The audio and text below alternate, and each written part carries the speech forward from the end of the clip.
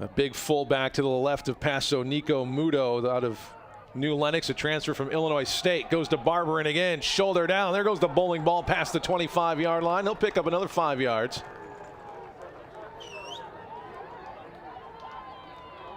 St. Francis in a groove here early on, first possession of the game. Pick up about 4 yards on the play.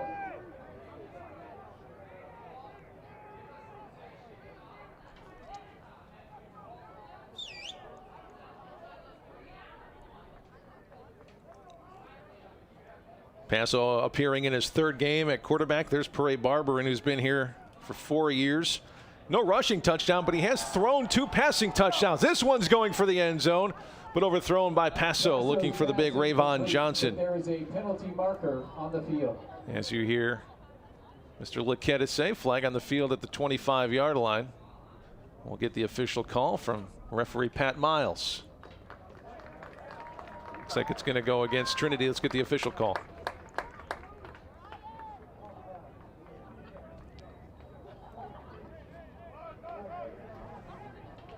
Get the corner, Corey Watkins, freshman corner out of Detroit, Michigan, for Trinity for being offsides. And mark off 5. That's going to give St. Francis 2nd down and 1. First red zone appearance for the Saints.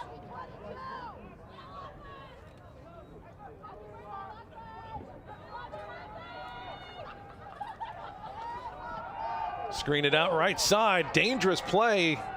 Nice job by Eldridge just to make the catch on the play, but even better play by Lorenzano Blakely, the safety out of Fenwick. Pass complete to Eldridge. The completion goes backward, though, back to the 20-yard line. 3rd down and 3 now for USF on the first possession of the game.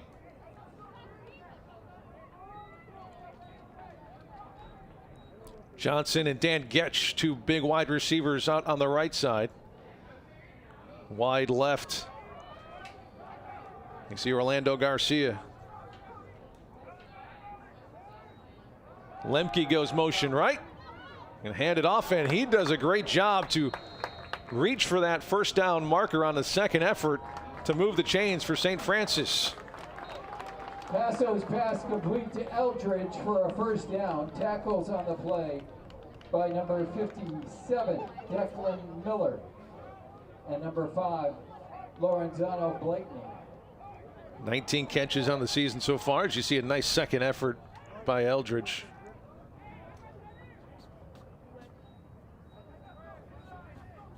Johnson now slot left this time. Blitz being shown by the Trojans. They hand off and run right into it with Parade Barber, and he's going to lose maybe a half a yard on the play, bring up 2nd down.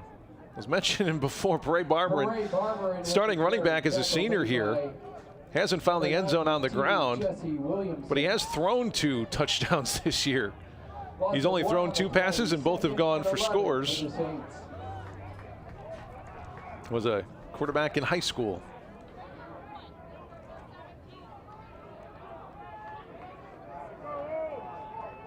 Two wide receivers. Fullback and a tight end for St. Francis. Paso's going to launch one into the end zone. That looks well overthrown. It was. Again, looking for Eldridge on the play. Paso's pass complete. Intended for number 21, Liam Eldridge. He launched that one. You can tell just as it was released that didn't really have much of a chance. Not only that, but Eldridge double covered there in the end zone. 3rd down and 11 for St. Francis.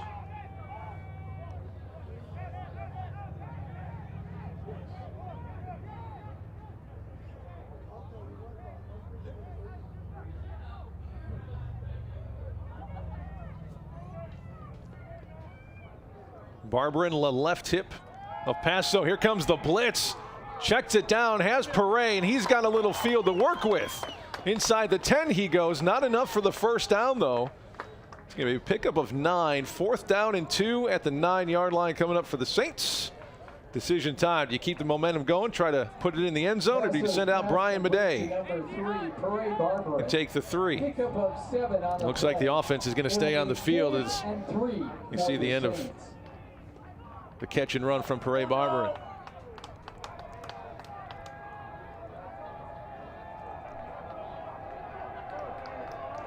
4th and 3, and they're going to go for it.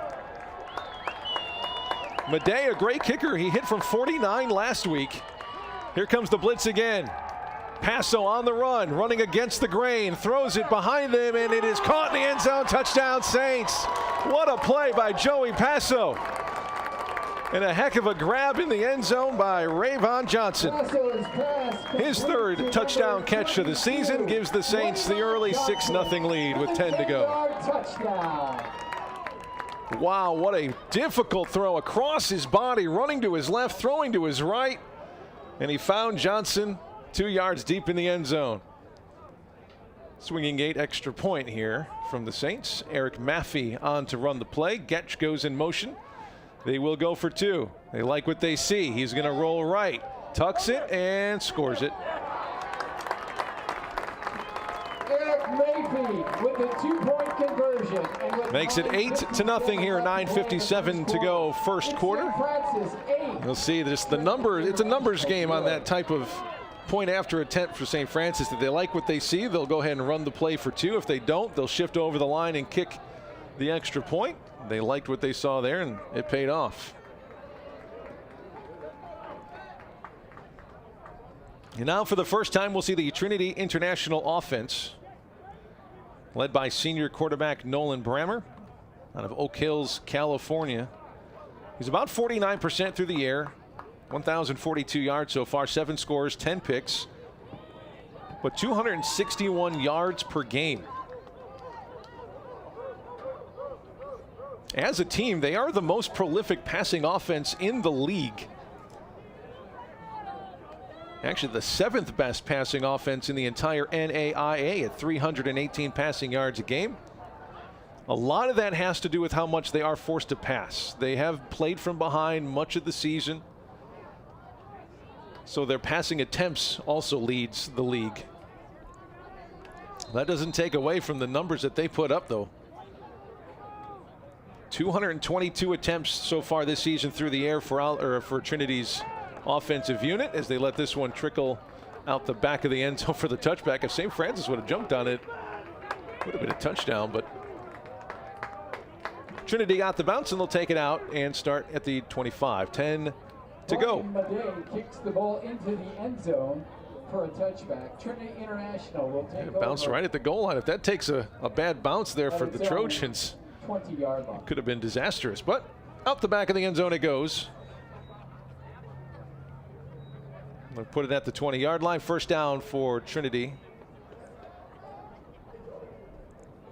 As far as weapons go, Gino Mastadria, the transfer from Northern Arizona University, their #1 target, 28 catches, 371 yards, and 4 touchdowns. He has about 93 yards. Oh, there they go. They do put it at the 25. I was right the first time.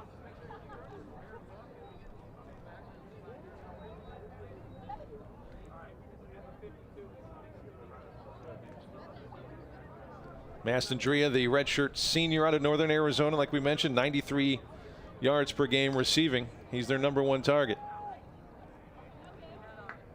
The clap, the snap, check down. Already you see the speed here from the Trojans as they push it past the 30 for a gain of 5. They give him the 31 for the gain of 6. It's actually the backup quarterback getting the start today, Derek Taylor. Interesting. That has to be an injury type of situation with the year that Brammer's been having. Robert Hall and Derek Taylor, the senior out of Washington, D.C. 2nd and 4 for Trinity International.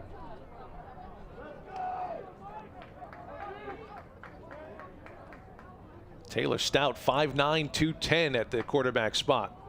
They're going to run it this time. Here's Derek Lowe, try to string it out, ball's on the ground. St. Francis looking for another takeaway. They almost had it.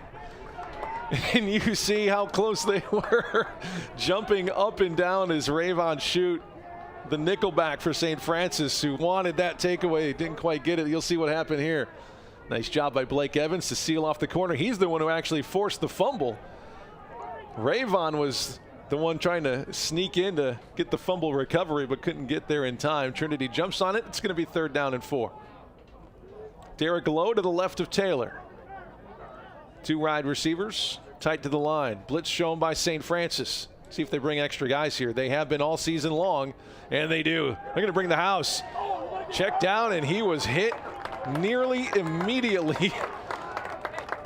Lucky for him to get away from, get the ball away before the defensive end Cam Holman got there. You'll see Cam, number 94, unabated. There was no one covering Cam, the freshman out of Wilmington, just south of Joliet. Scotty Tumblety at his own 43. He has been electric returning punts. Let's see if they even give him a chance here. And actually, punting the football has been a little bit of an issue for Trinity. They only average about 20 yards on the punt, but this one's a beauty. Angled right behind Tumblety. He's going to grab and try to make something happen. Actually goes backward about a yard or two to the 30-yard line.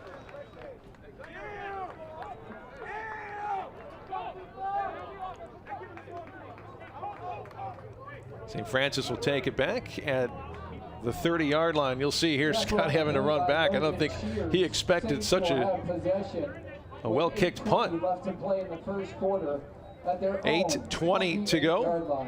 Nick Jake is here in Joliet at Memorial Stadium. I'd like to thank everyone watching on the YouTube stream and on WCSF 88.7 here in Joliet. On the radio side of things, thanks to Deontay back at the studios, making sure we're on the air on a beautiful first day of spring. A little chilly in the shade, but the sun is nice and warm. Nice to have fans in the stands today. A bit of normalcy. First down for the Saints. Passo's going to send Eldridge in motion. He's going to fake it to him and keep it. Joey puts his shoulder down and he's able to pick up a yard or two to the 31. Joey Passo with the carry. Averages about a yard or so a carry. That was a design quarterback run. Actually ran into his own lineman there before he's tackled by Kamon Reese, the leading tackler for Trinity. Sophomore out of IC Catholic. 56 tackles now this season. Joey checking the wristband. Signal caller for Plainfield South, also just down the road here. 3 wideouts right, 1 left. Eldridge is the man left. He'll go in motion to the right. Now all 4 receivers to the right. Ball left hash. Passo screen it out to Eldridge. Got some blockers in front of him. Nifty moves. First down. Needs one more to break. Can't quite do it. Gets up to midfield though for a big first down. A gain of 19 for the Saints, but we have a flag on the play. Take another look at it though. Eldridge there. Great blocking by Rayvon Johnson and the rest of the wide receiver core. Pass complete to Eldridge, but there is a penalty marker on the So the ball is marked at the 50 here, and the officials trying to work out the penalty with 7:28 to go. And while we have a break, congratulations to the women's basketball program. Another outstanding season, over 20 wins, another win in the national tournament. Got to the Sweet 16 for the 5th year in a row. Had a first-round bye, got a win against Shawnee State, which punched their ticket to Sioux City, where they took on 7th-ranked Morningside just last night. The defense played great for the Saints, the Lady Saints basketball program, but unable to win that basketball game against a real good Mustang squad, falling 53-42. They end their year 23-6. So after all that, it's going to be first down at midfield for the Saints after the pitch and catch by Eldridge. Passo, same play now left side to Johnson. He doesn't quite have the blocking help that Eldridge did last play. That one goes for nothing. 17-7 to go here in the first quarter. 8-0 Saints. Pass complete to number 22, Rayvon Johnson. It's the same exact play, except they go to Rayvon, but he just did not get the help. Somebody whiffed on a block out there.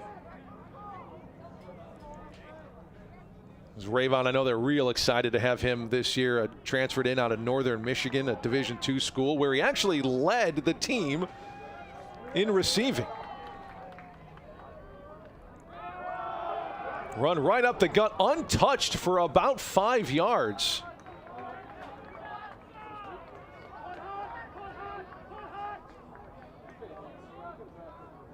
It goes, yeah, they give him about 4 or 5 yards. It's going to be 3rd down. Kimon Coran with the carry.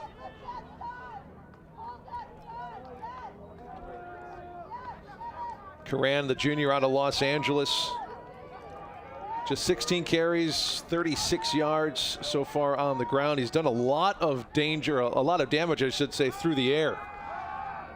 Here's Passo rolling right, fires in stride, but a great play made by Trinity International's Lornette Blakely.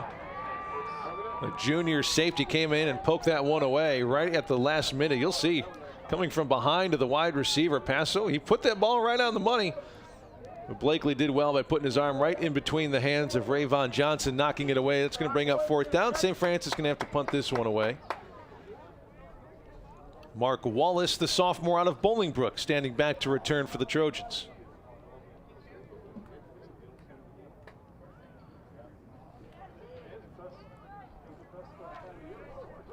Brian Madej, the punter.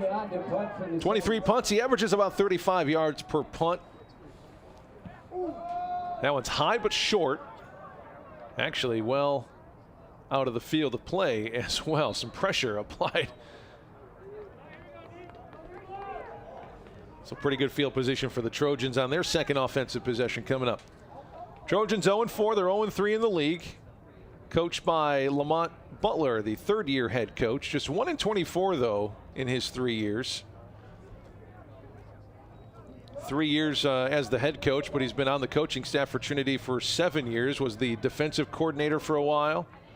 Played his college ball at Sacramento State as a linebacker and defensive end. You'll see Lamont there. The mask on his head addressing his defense. Mask on his face, I should say. Tough stretch for them. Just one win in his 3 years, but still trying to build that program up. Program that's been around a long time. It was actually started by Leslie Frazier. Remember that name? Of course you do if you're a Chicago Bears fan. Played for the Super Bowl champion 85 Bears. Leslie Frazier came in, got his first coaching job for Trinity. Started this program in 1988. And then went on to have a heck of a coaching career. Coaching at the University of Illinois and then in the NFL for a few years. Defensive backs coach with the Eagles under Andy Reid. Got a head coaching job with the Vikings in 2010. Coached there for a while before Brad Childress took over, which of course is a local guy, Naperville guy, I believe. First down here for the Trojans. In the pocket is Taylor. Caught, but only about a yard or two there for Mark Wallace. 5:40 to go first quarter, still 8-0 Saints. To Mark Wallace. Tackle for the Saints. A lot of time there for Taylor, able to check it down on the 2nd and 7. crossing route, but not a lot of room there. Nice tackling by the Saints, and that's been a strong suit for St. Francis defense. They have not missed many tackles. They keep it in front and they don't miss. 2nd down and 7. Keep an eye on Scotty Tumulty. He is a safety right now, keeping his eyes in the backfield. Launching one, but that one's picked off by the Saints. Salam the return. Wrapped up at the 31-yard line. And the Saints, their first takeaway of the game.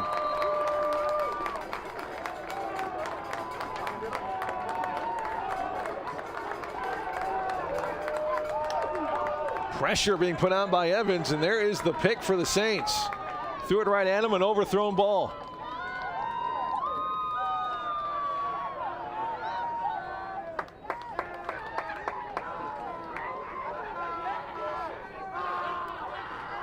The defense excited. Where's the turnover belt?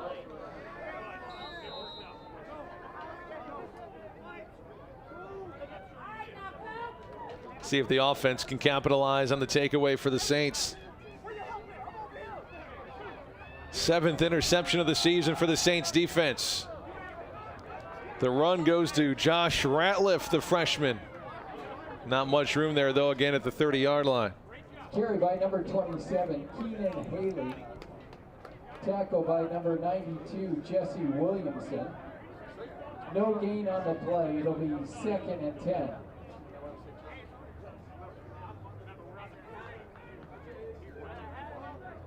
Keenan Haley, the tailback in the game out of Joliet Catholic.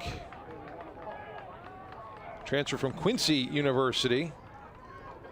Eldridge in motion for the Saints, going to the right side. Look for that screen pass here again. Yep, this time goes to the back. Haley, though. Oh, stuck at the 30-yard line. He'll pick up a yard, but he paid the price for it. Knocked it back by Kamon Reese. Take a look at the shot that Haley took here at the end of this play. Tried to cut but didn't move much, and he took a shot to the upper body, though. Looks like the mouth protector came out of one of the defensive players. 3rd down and 9 for the Saints. After a nice scoring drive to start the game, second possession ended up with a punt. This one stalling out a bit here at the Trinity 30. Same motion from Eldridge. They fake to him. Here comes Passo, and the pressure's applied. He's going to be sacked. Gave himself up there at the end because there was nowhere to go. Jesse Darkwa, the freshman out of Joliet West, among the pair of tacklers for Trinity. Right up the middle, and from the edge, nowhere to go. 4th and 20 for the Saints.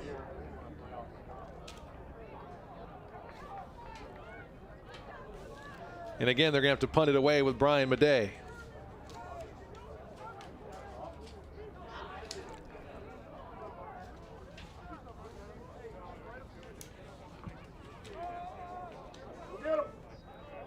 Great punt. Bounces at the 2, but into the end zone. Touchback will bring it out with 2:43 left to go in the first quarter. Last week for Trinity, a 49-32 loss to St. Ambrose. That is the most points they've scored in a game since February of 2017.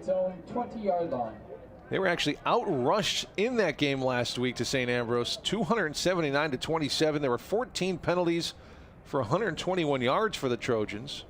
But still in that game, the defense held St. Ambrose to 2 for 12 on 3rd down, though. So they were stout when they needed to be. Running back Dean Cook actually ran back a kick for a touchdown. Only the 3rd time that's happened in program history. Last time was back in 2014. They got an opportunity here, down to score to the Saints. Taylor, pocket collapses, trying to make something happen. He's tackled forward for about 2 yards. Nice play made by Chris Peters, the defensive end out of Lincoln Way North for St. Francis. Chris Peters, pickup of 2 on the play. Let's finish at the end. For the Trojans. 2nd down and 8 now for Trinity. 2:18 and counting. 8-0 the score. St. Francis on top. Peters on the right side of that line, lining up on the left is Cam Holman. See if they can get home here on a 2nd down and 8 play. Taylor dropping back to throw. Quick throw. Nice catch. It's going to be a bit shy. A nice quick outplay to Khalid Humphreys, the junior out of Quitman, Georgia, his 10th catch of the season. Didn't quite get far enough. You figure if you're going to run that out route, you want to get to the sticks, but it's going to be 3rd down. Ooh. Checking the replay there, and they didn't move the sticks.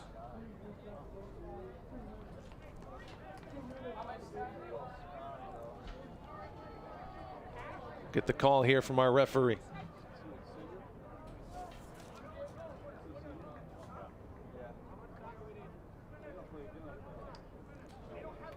That must have been a malfunction on the clock, I believe.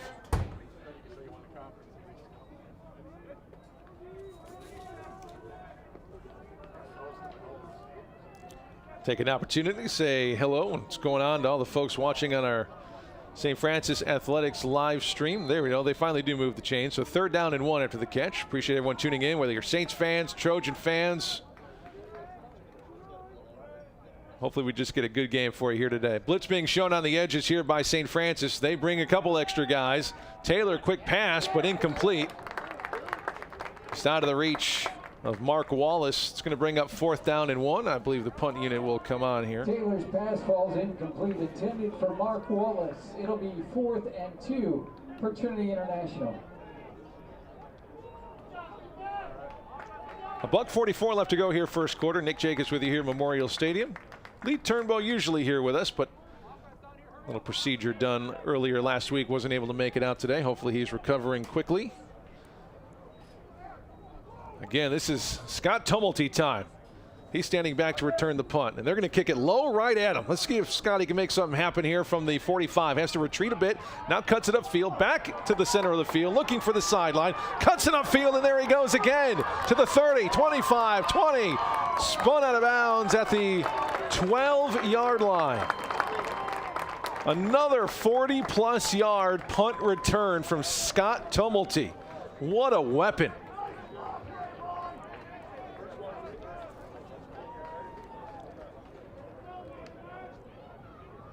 They give him the 15. 41-yard return for Scott Tumulty. You hear 31 yards. I gave him a couple extra yards in with my Providence Catholic math there. But regardless, another extremely short field for the freshman quarterback Paso in this offense. They already lead at 8-0 here. 1:28 to go, first quarter. Turn, give. Barberin looking for the edge. Stiff arm. Pushed out of bounds near the 10. Hooray, Barberin with the carry, tackle made by number 20. We'll give him the 9-yard line, so second down and 4 to go for St. Francis. As we wind down the final minute plus of our first quarter. Listeners and viewers from Colorado and all over the country today, we appreciate you guys. A lot of family of the players watching from wherever they can. Here's Paso. Turn and give to Barber, and he's hitting the backfield, but a nifty move. Shoulder down up to the 5. Should be enough for the first down. Let's get into that end zone on the ground this time. Hooray, Barberin with the carry. First down for the Saints.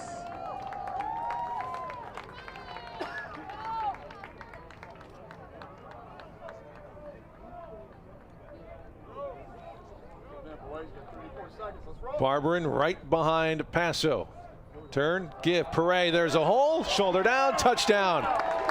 First rushing touchdown of the season, and it goes to number 3, as it should. The senior running back who's been here for a long, long time. He puts the Saints up 14-0 with 26 seconds to go here in the first quarter.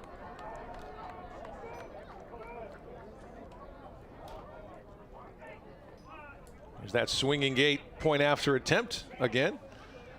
Hopefully Trinity adjusted here, else I'm going to be in for it again. Perret's going to come out and talk to Eric Maffey a little bit. Give him a little bit of a signal. Is that we going to go or are we not going to go? Well, the numbers are not adding up here for Trinity again. If you just, there's 4 yellow jerseys on that side. They're going to fake flip to Getch, throw it left side, but covered nicely by the Trinity team. A little bit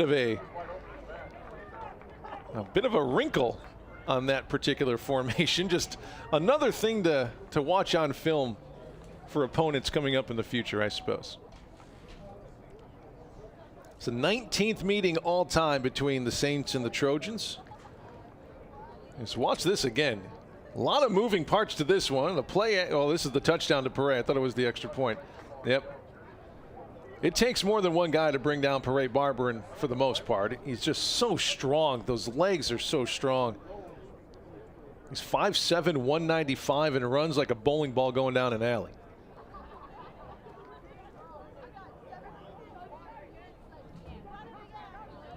And while we got a moment, we'll take a look at that. We'll take a look at that point after attempt. Yeah, just pretty well covered.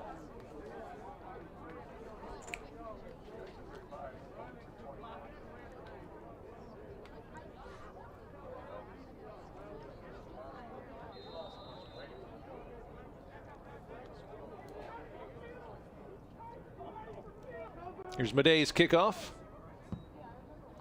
Sidewinder and a big boot. We'll go about 5 yards deep into the end zone. The defense has been real good so far. Trinity hasn't crossed the 50 yet today.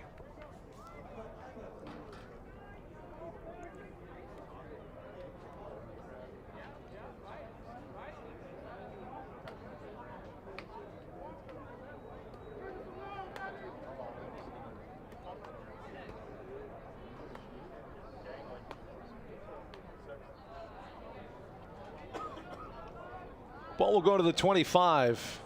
And I believe Nolan Brammer back now into the game. So he just didn't start. He looks healthy, but this is their starting quarterback for most of the year.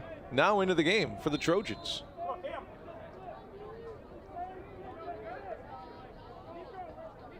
Brammer, not a very tall guy as well, just 5'10", 200 pounds. He lets this one fly, and already you can see the difference that he makes throwing the ball. One play, 10 yards, first down Trojans. Right on the money. It's caught by Dion Cook, the freshman transfer out of NIU. His 20th catch of the season gives the Trojans another first down.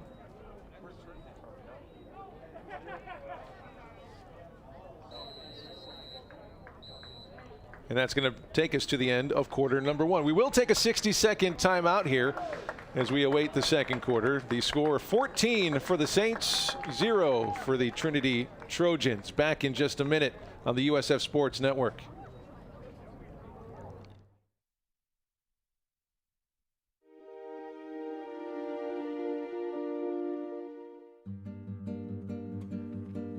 It's our conference meet, so it's kind of our biggest meet of the year. Sharon was a Lindsey Wilson runner. We'd known each other for a long time, and she is a sweetheart. She's absolutely adorable. You would never want anything bad to happen to her in a race, ever. And we were 2.5 miles into it, and Darcy and I were in second and third, and Sharon was in first. We knew that she had gone the wrong way, still pretty far in front of us. She still came in third place at the finish, but I came in first and Danielle came in second. Immediately, we just go, no! We like both literally did this motion with our arms. We didn't want the credit for first and second because we knew that's not what it really was. Well, I'm very proud of our girls. You know, you can't help but be proud. Anytime someone does the right thing, no matter what. In our day and age now, it's everybody out for themselves mostly. And I think it's just, we're teaching the kids the wrong thing when we do something like that. We need to teach them, yeah, you want to win. You want to be the best. You should strive to break a record. But remember, you know, the lifestyle you live is the most important thing of all.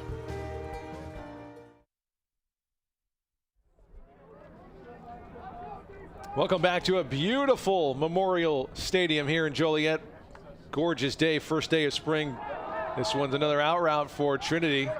Tumulty looking for the tackle, and he gets him at the 40-yard line, a pickup of 5 on the play. 2 passes, 2 completions for Nolan Brammer, who is the starting quarterback much of the year. For some reason or another, we didn't get word on why, but he started the game on the bench but came in there at the tail end of the first quarter. Gino Mastandrea, number 13 there, their leading receiver. 4 receivers, running back on the right hip of Brammer. 3 down linemen for the Saints. But they're going to bring 6. They don't get to him in time. Launches it down the seam and incomplete. Right down the hash marks intended for the previously mentioned Gino Mastandrea. He goes for 93 yards. I think we're about to see a completely different Trinity offense here with number 2 at quarterback, Nolan Brammer. He's a senior. Incomplete, intended for number 13. Not much height, just 5'10", but he gets the ball out quick. You can see the zip he puts on the ball. Perfect spirals every time. 3rd and 4. And a conductor of the offense as he moves receivers off to the right side here on 3rd down and 4 for the Trojans. Still hasn't crossed the midfield stripe yet, but a timeout's going to have to be called.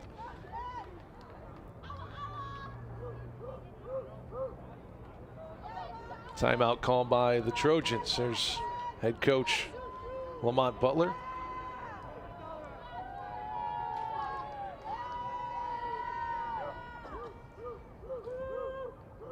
Let's talk a little bit about Scotty Tumulty here for a minute. Number 23, redshirt freshman, in the season that he's had so far. Absolutely incredible. A punt return touchdown in each of the first 2 games. Already that's an incredible start for a freshman. And thanks to that, he won the MSFA's Midwest Special Teams Player of the Week. Fast forward ahead to last week's game against Olivet Nazarene. 3 interceptions on consecutive possessions late in that game, which maintained a very slim lead for the Saints. thanks to that effort, Scotty, as you see there, number 23, wins the Defensive Player of the Week. So he already has a Special Teams Player of the Week and a Defensive Team Player of the Week in this season, and we've only about halfway through this year. If he were on offense, I'm sure he would find a way to win an Offensive Player of the Week, but I don't think they're going to do that. He's on safety right now, backing up beyond your screen. Quick pass and a quick first down. Wow. Nearly 10 yards on the completion. Like we said, a completely different offense with Brammer at quarterback. Look at that. One step back, fires it in there, and a heck of a grab by the receiver on the ground. Wow. At their own 49-yard line. Aston Drea with the reception moves the chains to the 49. Themselves a ball game here now.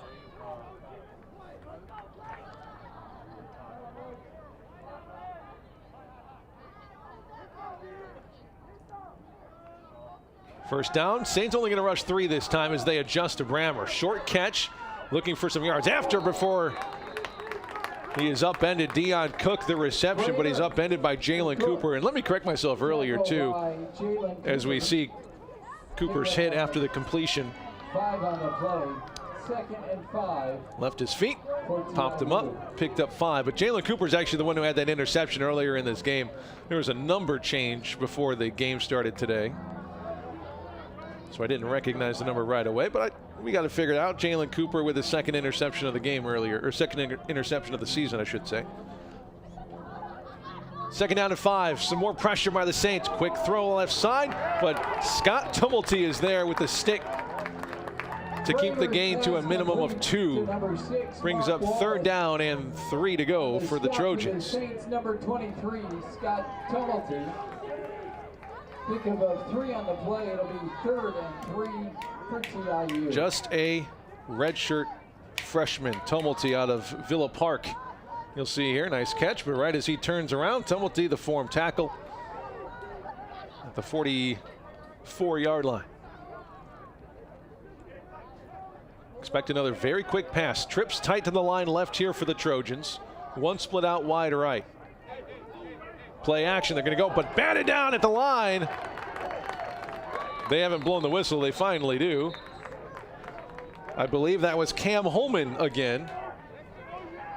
Let's take a look again. Gets his paws in the air, knocked that one down. Indeed, the freshman defensive end out of Wilmington.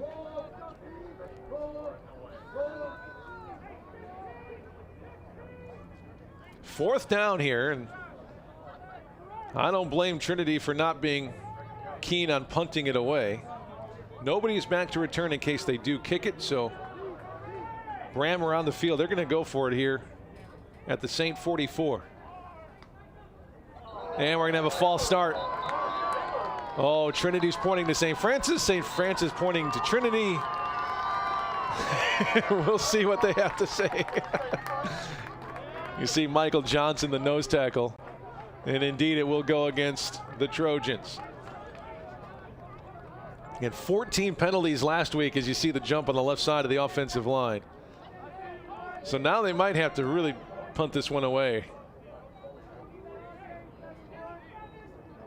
4th and 3 turns into a 4th and 8, but they're still going to go for it here at the 50, essentially the 50, the 49 here. Brammer will have Derek Lowe on his left hip here on a 4th down and 8.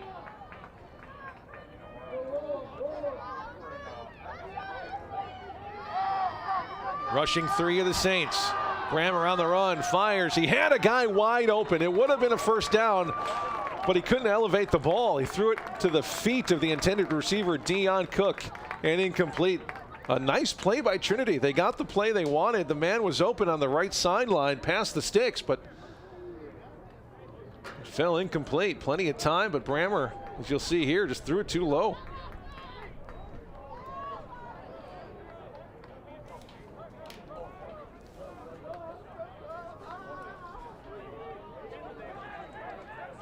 Still trying to build this program. Lamont Butler is for Trinity. St. Francis already has this culture installed by Joe Curry in his 9th year, a 42-58 record, as Joey Passo takes a snap, but they're going to call it dead before the snap. I think St. Francis might get their own procedure penalty here.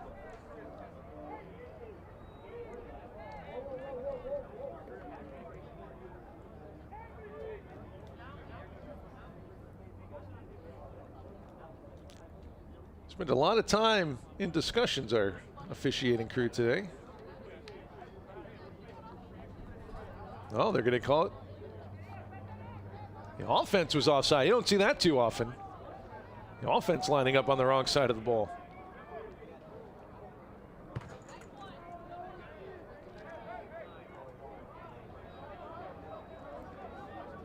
Ball back to the 44-yard line, so 1st and 15 as we go here. 12:08 to go in the first half.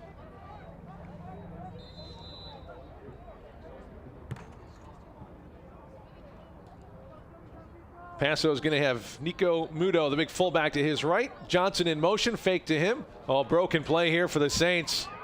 And Passo piled up by the Trojans behind the 40. It's their 2nd sack of the game. Passo a little bit slow to get up here. I think he thought the running back was going to come to his left, but Barberin went to his right instead, and there was just nothing there. Miscommunication by the Saints offense. Makes it 2nd down and 20 now. 2nd and 18 for the Saints.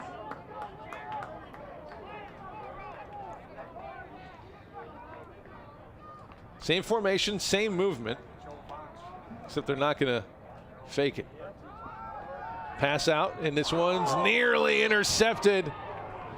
Cam Palmer wanted that one for Trinity, but he couldn't get his mitts on it. Incomplete. Nearly intercepted by number Linebacker 0, Cam Palmer, the redshirt freshman out of Bolingbrook.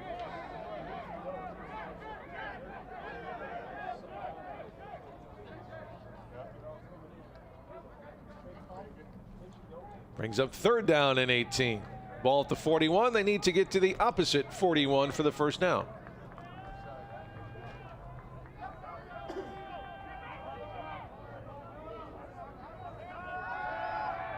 Going long this time, looking for Eldridge, over the shoulder catch, and that one is intercepted. A tip drill between Eldridge and the defender Mike Upshaw. And Upshaw, the junior out of Dayton, Ohio, came up with it. What concentration on the back end of that play, and Trinity gets the takeaway. First turnover of the game for the Saints with 11:09 to go in the first half. The cornerback play has been pretty good here for Trinity International.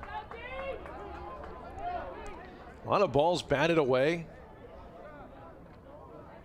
Not committing too much contact to draw flags, and this one they finally get the interception.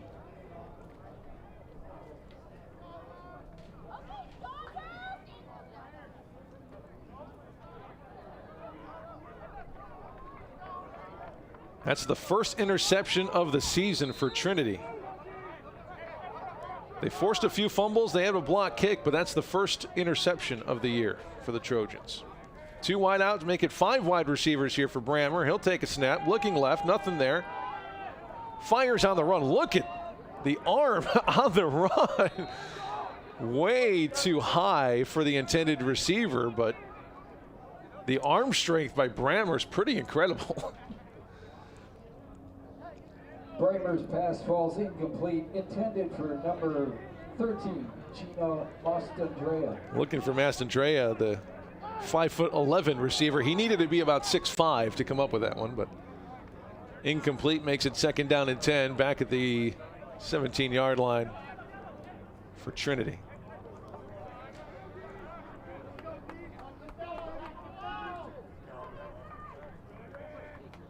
Five defensive backs on the field for the Saints. They're going to drop back into coverage, rushing 3, and they get to Brammer. Down he goes. First sack of the game for St. Francis. Chris Peters, the junior.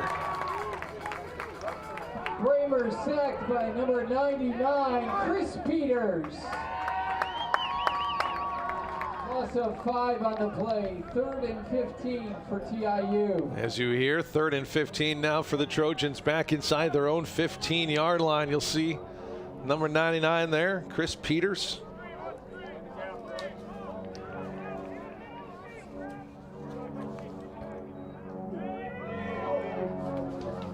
Short pass, but can hardly get back to the original line of scrimmage. 4th down, 15 yards to go, deep in their own territory, and this could be dangerous for Trinity. Tumulty averaging about 23 yards a return, but today he's averaging about 40.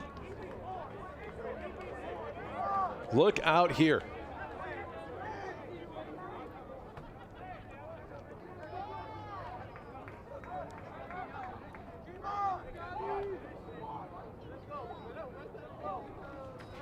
Punt from the 1, end over end. Tumulty will have to go backward. Impressive to make the catch, but he's going way too far backward before he's rolled out about at the 48-yard line. That's actually very well done by Trinity. Great angled kick. They got a weapon there in the punter.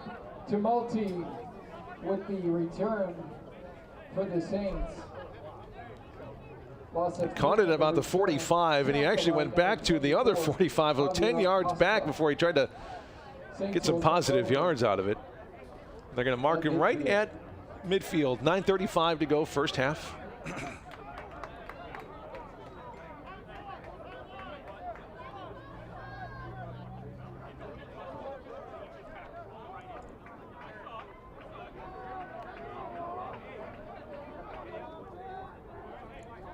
I believe it's Eldridge wide left. You got Rayvon Johnson here on the near side right, as your will stand behind Joey Passo. Pardon me.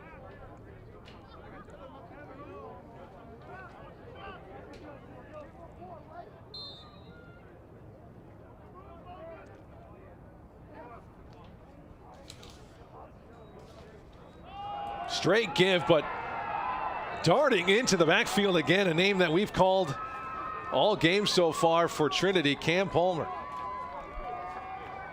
Untouched. What happened here? Yeah, no one blocked him. Right through the line. And with the carry. Loss of 5 on the play. 2nd and 15. To his credit, makes the play.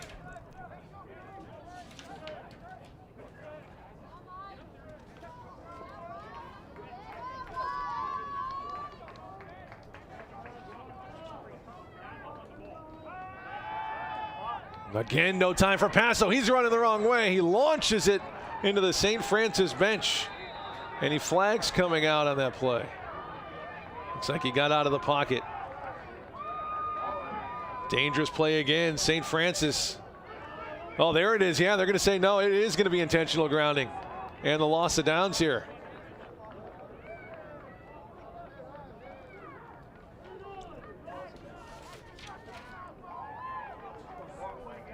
See it here. More pressure. Passo just doing the best he can, but didn't quite get far enough out of the pocket.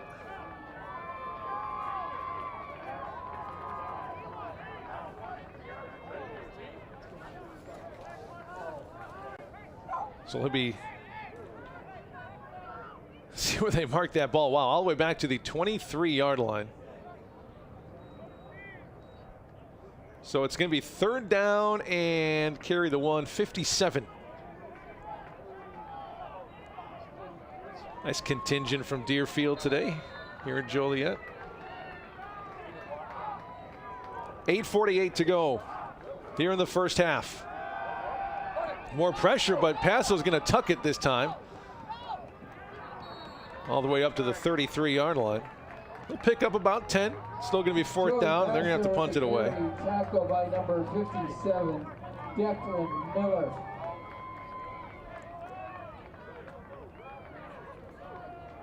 That'll be 4th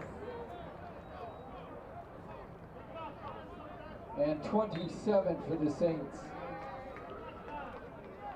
Freshman quarterback Joey Passo. Eric Maffey started the year, then went to Will Aki. Will got injured. Now it's Joey, and he's actually been the most efficient thrower of the football we've seen this year. Nice high punt from Madej. Fair catch called for and made at the 33. Beauty by Brian Madej, the freshman out of Sandburg High School in Orland Park. Soccer player there as well. Here's Brian, number 37.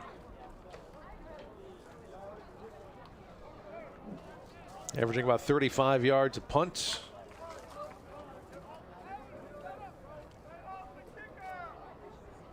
A flag on the play, though. Is there going to be a roughing the kicker penalty here? Did they?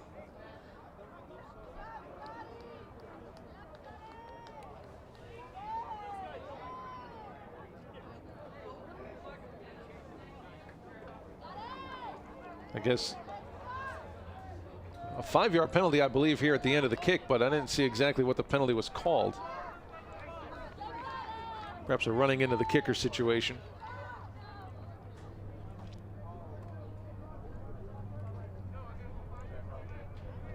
Yep, you'll see they ran into the kicker there at the end of the play. Not enough for the personal foul, but they will march him back 5 extra yards after the fair catch. So instead of the 33, it'll be the 28. Bramer, the quarterback. Some halftime numbers. I'm going to be real interested to see the passing differences between the two quarterbacks for Trinity, because they've been a completely different offense. Haven't put a point on the board quite yet, but a much more energetic sense of urgency, moving the ball a lot more. Corners drop off the receivers here. Bramer, pressure coming right up the middle, and down he goes. Mike Johnson, the sophomore defensive lineman. His first sack, his third tackle behind the line. About time that Michael Johnson got a sack this year.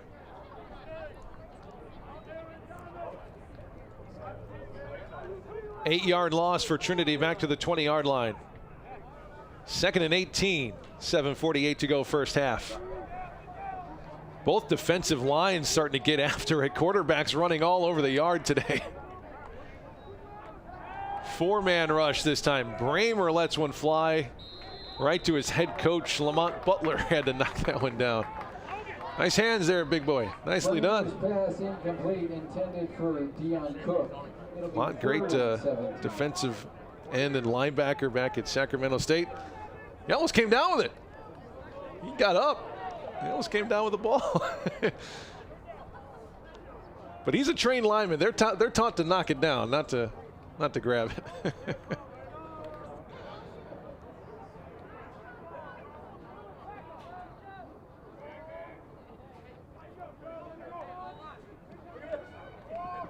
Bramer lets it fly again. Right side, down the sideline, incomplete. Looking for home runs here, but it brings up 4th down. Defense holds again. Well covered on the outside by Jack Lemke. Transfer from University of Wisconsin Whitewater.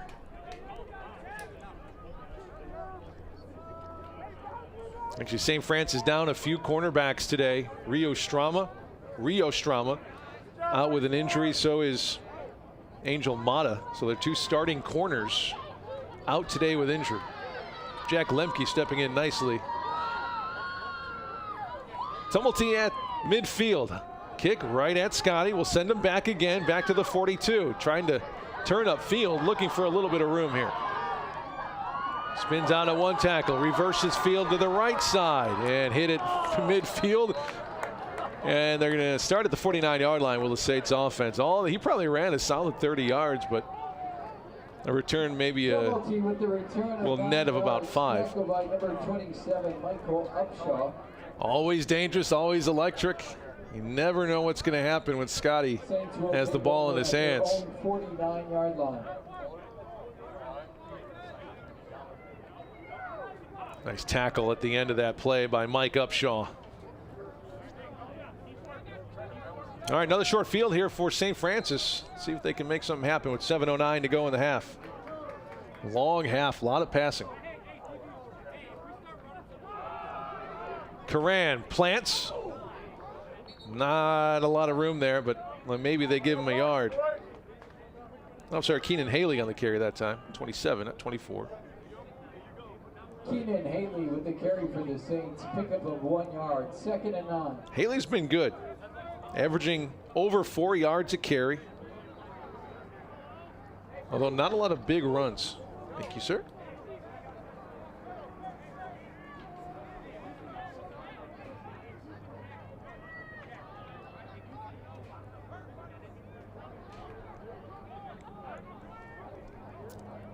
They give him a yard, so it's 2nd down and 9. That's a lateral technically. Thankfully, Haley caught it, and with a nice run after catch, he'll pick up a first loss of a foot or two. 5.5 to go, first half.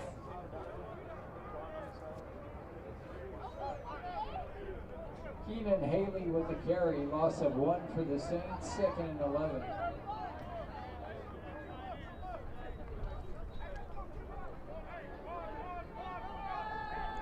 Haley still the tailback here, passing with the pistol. 3 wideouts near side here right. Corners off. Linebackers coming in, a little bit of pressure. Check down to Haley, but that's going to go incomplete, and bit of a hit there at the end. St. Francis thought they could have pulled up, but he didn't finish the tackle. A little bit of a pop there at the end, but I'm okay with no penalty flag there. There's about 5 yards there, maybe a little bit. Maybe St. Francis has a point. That was Moses Smith, the sophomore defensive lineman out of Vegas. Borderline, that's okay. No harm, no foul. 3rd and 11 for St. Francis. Both of these offensive units starting to stagger a bit. Paso high, floating pass, incomplete. Looking for Rayvon Johnson on the play, nothing there. Pass incomplete, intended for Rayvon Johnson. It'll be another 4th down.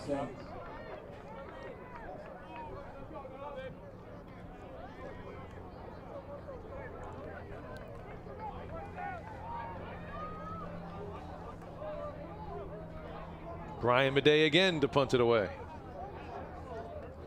His 5th time this half punting it away.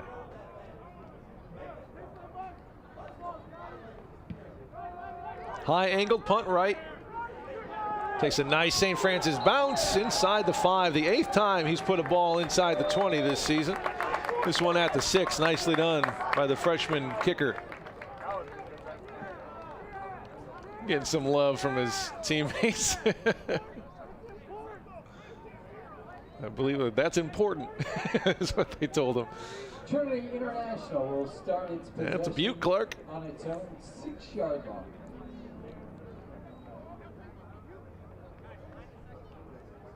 It almost seems insurmountable, this length of field in front of Trinity. They just haven't been able to move the football. And St. Francis has been much better. They've had some shorter fields to work with thanks to Scott Tumulty's punt returns, and they've put 14 points on the board. But Bramer's got the ability. He's got the arm. He's going to sling one out right, but he's been inaccurate and nearly picked off. I believe it was Lemke out there. Yeah, he wanted his first pick of the season, but couldn't quite reel it in. And that's where most of Bramer's misses have been. They've been high. Incomplete, intended for number 13, Gino Mastandrea. 2nd and 10. 2nd down now. And it's been a pass-heavy game from both squads. An hour into this one, we still got 4:40 to go in the first half. Bramer from his end zone completes this one, but it's only out to the 10-yard line, so he'll pick up 4 on the play. Bring up 3rd down and 6 for the Trojan offense.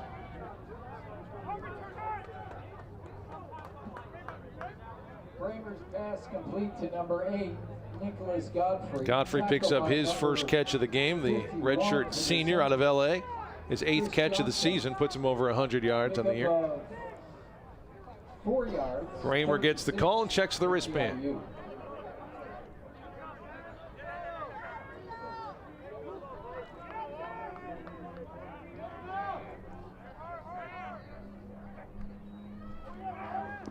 Bramer lets one fly again. This one right on the money down the right sideline. Foot race, tripped, and still on his feet at the 30. Slowed him down just enough. Just enough for Robert Hall, the safety, to catch up and bring him down, or else that's going to be 6.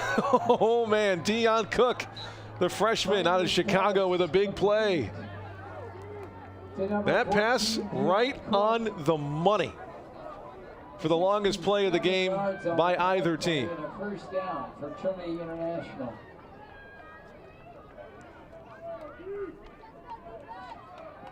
Dion Cook, the reception there. That one goes through the hands of the intended receiver.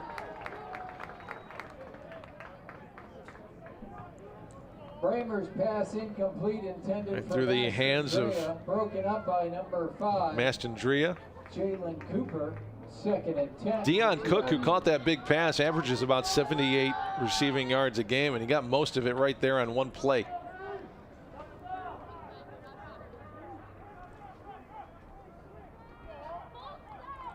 Second down after the incomplete pass. Bramer launches one in the end zone. One-on-one jump play. He a little push off there, but he caught it in the end zone. Touchdown!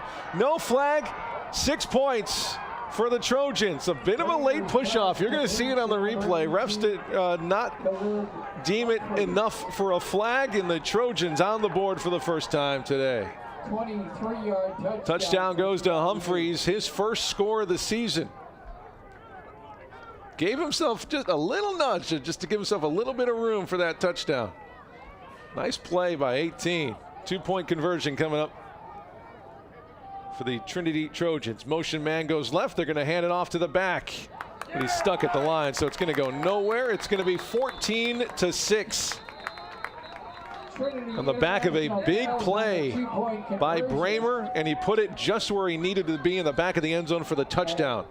With 3:17 And some extracurriculars going on after the attempt. You can see how warm it is. A beautiful day. You know, it's warm out there. Nice hit by Blake Evans, the initial tackle. The drive goes 5 plays, 94 yards, featuring a 66-yard pass completion by Trinity International.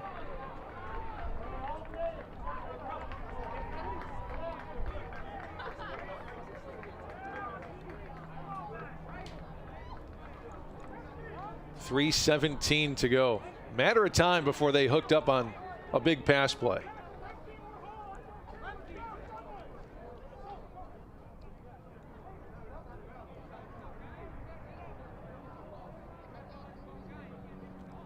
Cameron Outlaw, the kicker. Freshman will line it up. See a bit of a breeze here at Memorial Stadium in Joliet. And a beautiful spring afternoon. This is usually the type of weather we have for the first game of the year, which happens in the fall. This is the 4th game of the year, the first day of spring. Crazy, crazy year.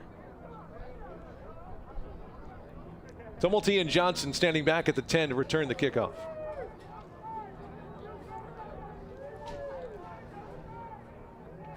Cameron Outlaw plants his left foot, boots it with his right, short kick right at Tumulty. They kicked it right at him. Here is the return from the 8-yard line. And he'll take it all the way to the 39, a 30-yard return for Tumulty. Did they have a scouting report on him? I mean, maybe Rayvon Johnson just as dangerous. I get that, but with what he's done so far this year, do you want the football in his hands if you're Trinity? At the 41-yard line.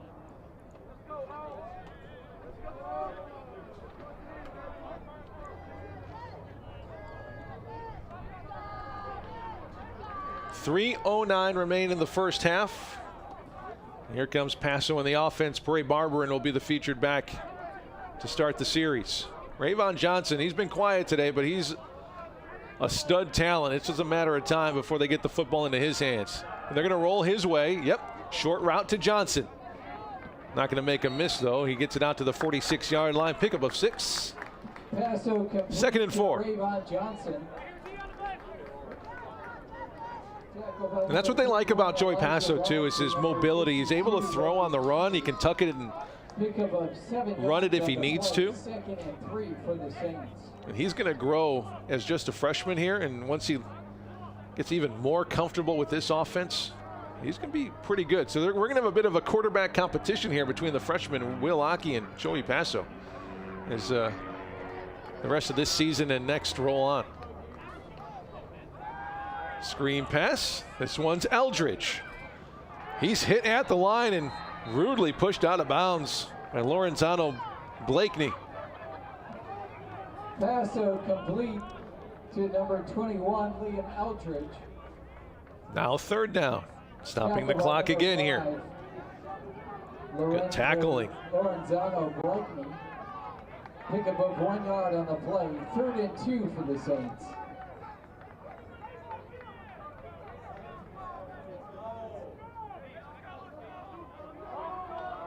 Eldridge will go wide right. Johnson will be slot right. Here on 3rd down, Paso will roll right. Nice block by Barberin. They find Eldridge. That's enough for a 1st down. He went back, so forward progress. It will depend on the mark, and it looks like it's going to be enough by about a yard. 1st down for the Saints to the Trinity 49. We have 93 seconds to go. To number 21, Liam Eldridge. Good enough for St. Francis. 1st down.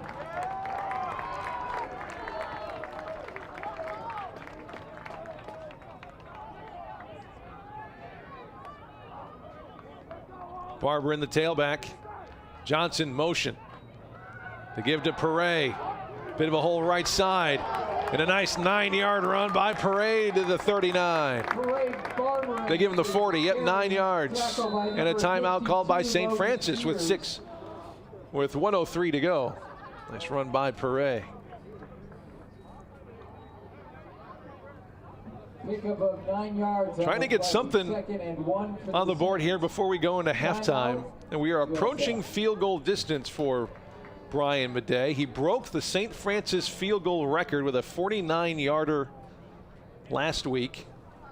And here's the funny part of that. There were 3 other St. Francis kickers who had 48 yards.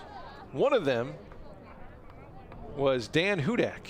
And that name should sound familiar because his son Trent Hudak is a receiver on this year's squad. By the way, Dan Hudak graduated USF in the year 2000, or he broke the record in the year 2000 and has a child who plays now, which makes me just feel a little bit old, is all I'm saying. 2nd down and 1 for the Saints at the Trojan 40. Barber in the tailback and a fullback to the right. Eldridge motion, they hand it to him. 2 blockers out in front of him. He's got room. Paray out there to lead block inside the 25-yard line. It goes for 15 yards to the 19. Under a minute to go. Now definitely within field goal distance for Brian Madej. Liam Eldridge with the carry for the Saints. See it again. Great blocking out front. Paray Barber in the lead block. 15-yard pickup for Eldridge and another St. Francis 1st down. Low snap handled by Paso. Out left but incomplete. Not enough on it for Eldridge to get his hands underneath it. Paso's attempt falls incomplete. Sidearm that one and just didn't get enough. 2nd and 10. Didn't get enough on it. 52 seconds to go as you hear the chains rattle as Brian Madej warms up. There's the freshman QB out of Plainfield South, Joe Paso. Started the year about 3rd on the quarterback depth chart. It was Maffey and Will Aki. But the way things shook out, it's Joey's offense now. He's going to tuck it. He got anything? Nothing. He sidearms it, and it is complete to Eldridge. Flag comes flying in from the opposite side of the field from where the play happened. Right now, it's a 1st down, but we have to check the flag here. You'll see the play one more time. Check out the arm angle. To use a baseball term here, just to get it around the defender. Eldridge went up to get it. The flag actually came in from both sides. There was one on the left side of the field where the play happened, and another one came out here on the right side. So they do definitely have something to talk about here.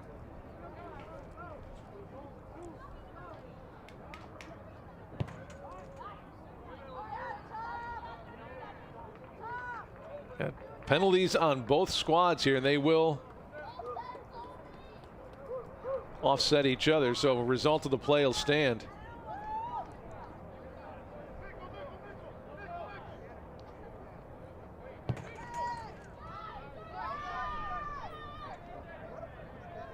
Or not, they bring it back to the 25.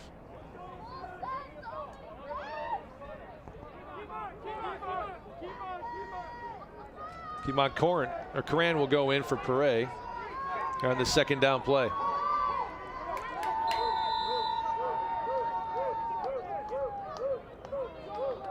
Bring in some more speed as well. Orlando Garcia, the wide receiver out of East Aurora High School, checks in. Here's Paso. Looking back right. Screen. He checked it down, but not a lot of room there.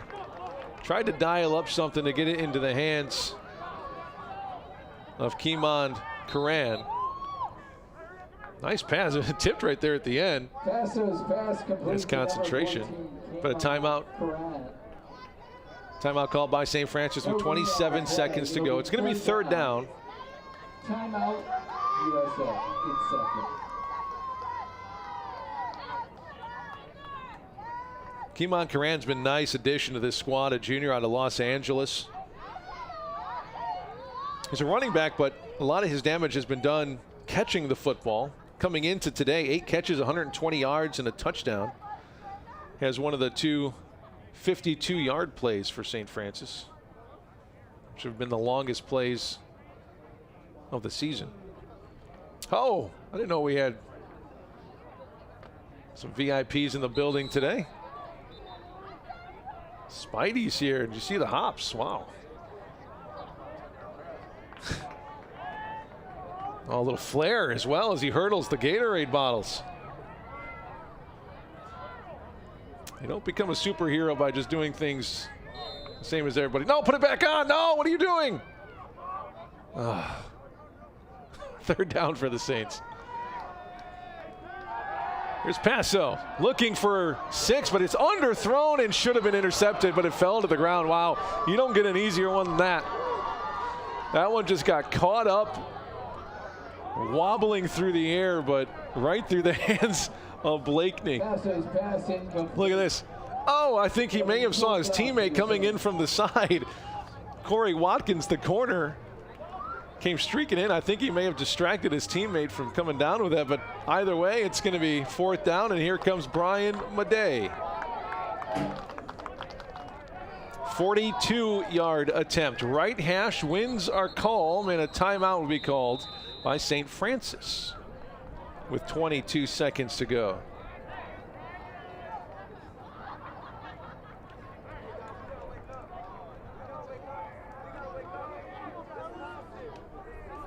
Not sure what St. Francis wants to talk about here. They had plenty of time, I believe.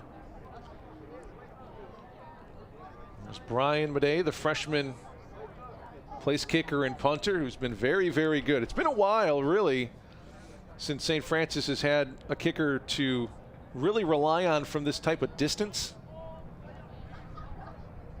But he broke the school record on field goal length last week, and this one is 7 yards closer than that. 42-yarder coming up for St. Francis, trying to add to their 14-6 lead.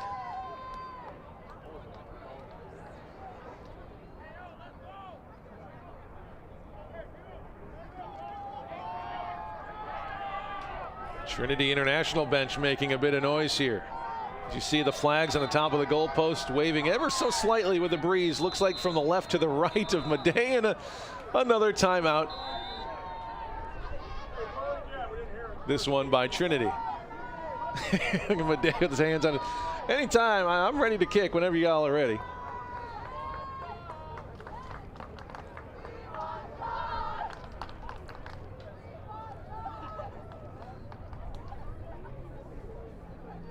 Take a look ahead for St. Francis after this week. A trip down to Missouri Baptist. Really, it's 2 games on the road, 1 more at home for the rest of the way. After today, down to Missouri Baptist next week, then St. Ambrose again here in Joliet. And then they wrap up the season with the same team they played to start the season, St. Xavier. Season finale will be up in Chicago, 1 o'clock kickoff on April 10th. For Olivet Nazarene, for Trinity, they'll have Roosevelt, then Olivet Nazarene on April 10th. Madej lining up a 42-yard attempt from the right hash. Maffey, the holder, takes the snap. They're going to fake it. Maffey wants to throw. There's nobody really open. Getch caught it. It's going to be at least a first down. Oh, they're going to say he stepped out of bounds, I think. The hat is off of the official, and he's blowing it incomplete. Gatch had really no business catching that ball. That was impressive. He was covered the entire way. Take a look at this again as the officials continue to talk about it. Maffey just launched it up for a jump ball, and should be a catch. He stepped out of bounds at about the 2-yard line, so if they rule it a catch, it'll be first and goal at the 2. And I didn't see him go out of bounds anywhere. He maintained control. It's a clear catch. I didn't see him step out of bounds and come back in, so I'm not sure what the call would be here. 13.5 to go. Dan Getch looking for his, well, it's not going to be a touchdown. He does have one earlier this season, but he did step out of bounds before the end zone after the catch. So this will be interesting. This is a call that can decide, can take some points off the board or not here. I don't know. Maybe he stepped out before the replay caught up, but that looks really good to me.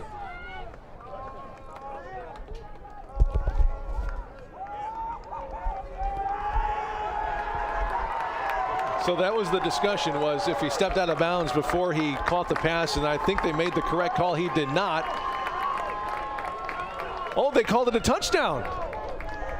Oh, he definitely looked like he stepped out of bounds after he caught the ball, but they gave him the touchdown. Dan Getch does get his second touchdown.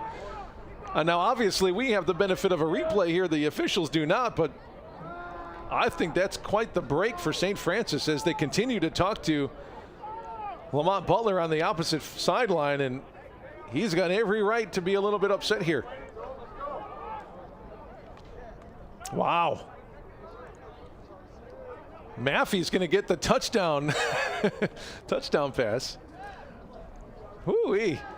So the drive goes 9 plays, 60 yards in about 3 minutes. You're going to see it again here. Watch this. It should be at the 2. There's the catch, and he steps out of bounds right there. And he didn't even go on the inside of the pylon. Definitely should not be a touchdown, but a gift being given to the Saints right now. Holy smokes.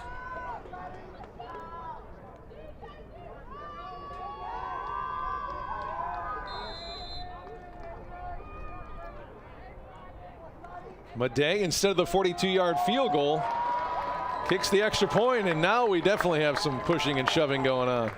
And I can understand why Trinity would be frustrated. Holy cow. The drive covers 13.5 to go, like we said. And 60 yards, concluding with 9 plays, 60 yards, 2:56 off the clock, and capped off by a 25-yard touchdown from Maffey on a fake field goal, which really should not have been called a touchdown.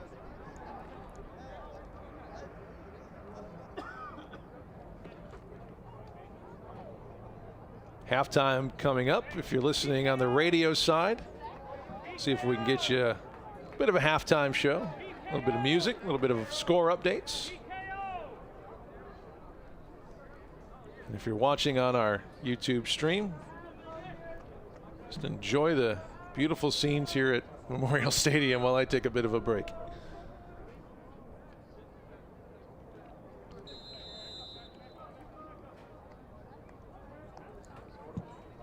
Low kick will bounce at the 21. One of the upbacks will return it for Trinity, and a nice return it is. 3 Saints push him out of bounds near midfield. Bit of a late hit there by St. Francis too, and Trinity really wants a flag there for that one. But it looks like the only yellow on the field are the jerseys of the Saints. Let's take another look here at the back end. He's out of bounds. Oh, yeah. Probably a bit of an unnecessary hit at the end by Logan Johnson, as the trio of Saints had already ushered him out of bounds.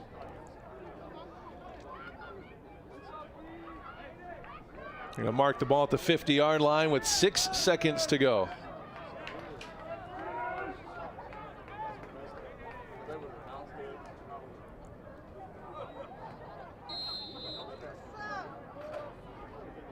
return was Moses Smith, one of the defensive linemen on the punt or the kick return.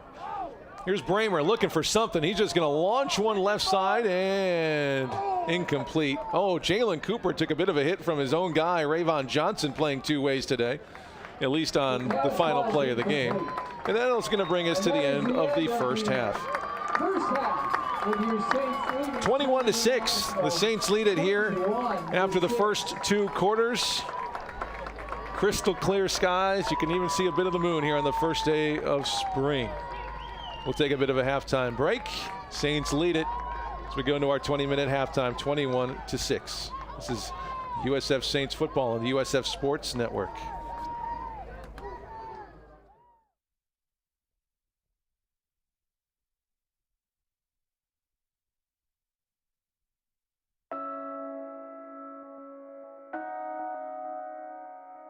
We're the athletes at the University of St. Francis, and we believe that it's on us, all of us, to stop sexual assault.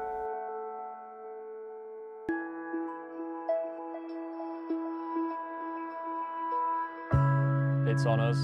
Está en nosotros. It's on us. It's on us. It's on us. It's on us. It's on us. It's on us. It's on us. It's on us to stop sexual assault, to get in the way before it happens, to get them home safe. It's on us. It's on us. It's on us. It's on us to not use language that demeans anyone and to not blame the victim. It's on us. It's on us. It's on us. It's on us to look out for each other, to not look the other way. It's on us. It's on us. It's on us. It's on us to stand up, to step in, to take responsibility. Está en nosotros. It's on us. It's on us. It's on us. It's on us, all of us, to stop sexual assault. Learn how and take the pledge at itsonus.org.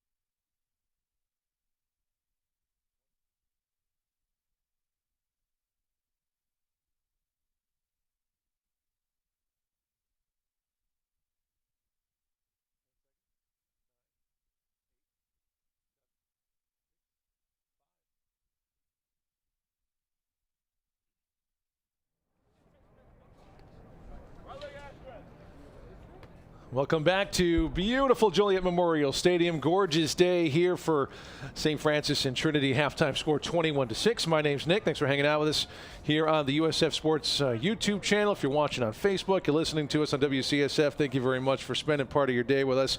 Lots of passing, story of the game so far. Not a lot of running from either team.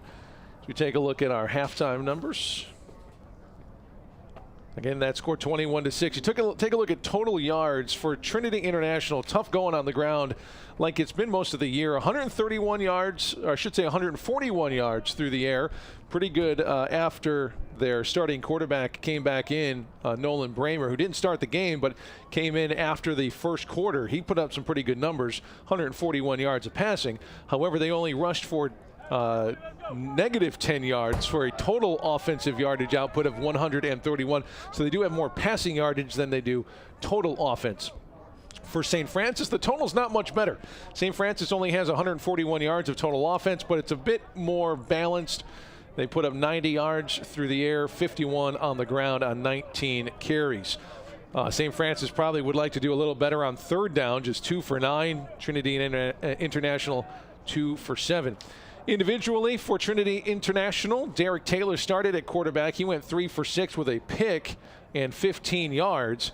That was in pretty much most of the first quarter. Then Nolan Bramer, their starting quarterback for much of the year, came in. He was about 50%, 9 for 18. No picks, 1 touchdown, 126 yards. They are a much more efficient and explosive offense with Nolan Bramer in at quarterback. For St. Francis, it's been Joey Passo all day. He's 11 for 20 with 65 yards, 1 touchdown, 1 interception. He's been sacked 1 time with a long of 19. However, Eric Maffey came into the game to hold for a field goal. Turns out to be a fake field goal. They pass it to Dan Getch for a 25-yard touchdown. It is 21-6. The other touchdown came from a Parade Barberin touchdown run of 5 yards back at the end of the first quarter. That gave St. Francis a 14-0 lead. Rayvon Johnson actually scored the first touchdown of the game. A Joey Passo 9-yard pass with about 10 minutes to go in the first quarter. The scores for Trinity International, or the score I should say, 23-yard pass from Nolan Bramer to Humphreys for 25 yards. That immediately followed a big 65-yard pass to put them into scoring position. And that takes us to our start of our second half. St. Francis will kick off. Trinity International will have the first offensive possession of our third quarter. Madej looking for the signal. There it is, and we are ready to go here in quarter number 3. Lots of clock stoppages in the first half. Lots of passing as this one. Wow, Brian Madej, little energy, little wind behind that one too. Puts it 2 yards behind the end zone to get things going. Big leg Brian. I think that's what they like to call him. Madej's kick goes into the end zone. It'll be a touchback, and Trinity International. I wouldn't say a strong wind, but a wind nonetheless at the back of Madej. That may come into play later on. Like I said, don't sleep on the offense for Trinity International. Struggling on the ground, just negative 10 yards, but they can throw it. They have the most prolific passing attack in the league, 7th in the country, with 318 yards passing. So they're not done throwing the football here today.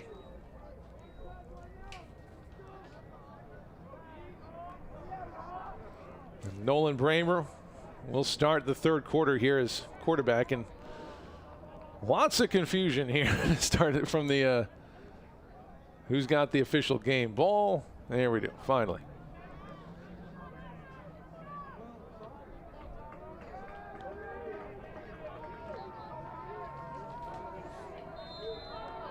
Linemen are Holman and Peters and Michael Johnson, the nose tackle. Evans shows blitz but backs off here on the first play. Nice pass out to the 30-yard line. Quick pickup of 5 into the hands of Nick Godfrey. See Bramer just fires a fastball in there as Chris Johnson makes the tackle. Chris second on the team in tackles with 38 now. Second down and 5.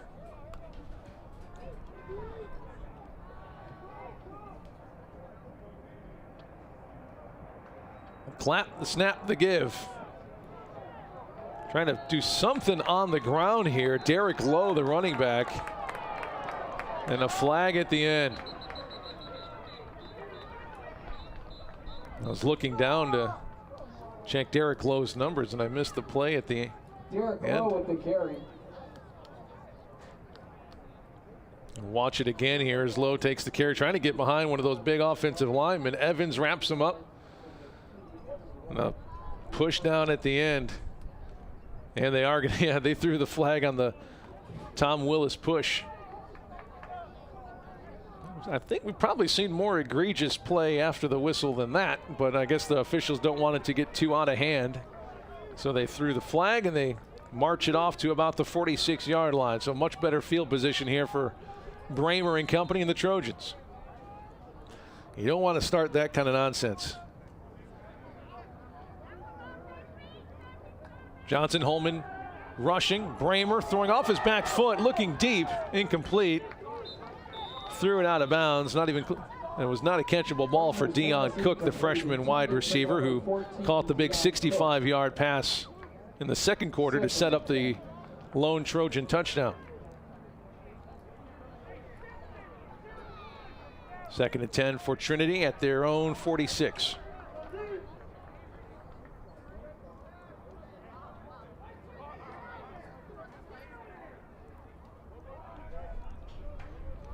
St. Francis going to drop 8, rush 3. Ooh, did they jump off sides? Yes, they did. Play will resume. Bramer looking for something, fires it downfield. It's a free play. It is intercepted by St. Francis, but it's going to be coming back for an offside. So Lemke will take a knee because he knows the penalty. Peters a little bit slow to get up, the defensive lineman for St. Francis. Be quite the loss. He's been playing good, but on will come Noshikai Ebekumi, a sophomore out of Hinsdale South, on the defensive line. Yep, it was Chris Peters who jumped off sides. Bramer took a nice shot there at the end of it, paid the price a little bit. Lemke there with the pick, but the flag. Got the referee's microphone working too. How about that?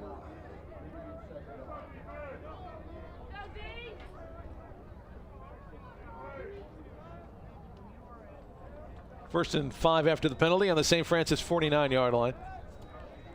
3 wide receivers left. 1 down here on the right. Here's Bramer, screen left, batted down at the line.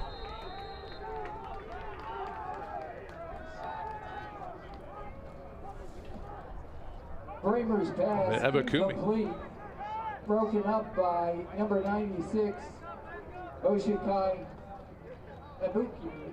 Ebekumi getting his hands up, knocking that down. This is the second pass a defensive end is knocked down for St. Francis today.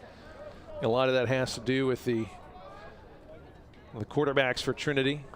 On the shorter side traditionally for quarterbacks. Bramer there at 5'10".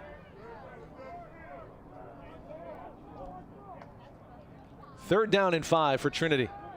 Going long, but overthrown again. Bramer's misses are long. He's got quite the arm strength. It'll bring up 4th down here. Honestly, it looked like Cook didn't really. Must have known there was no way for him to catch up to that one.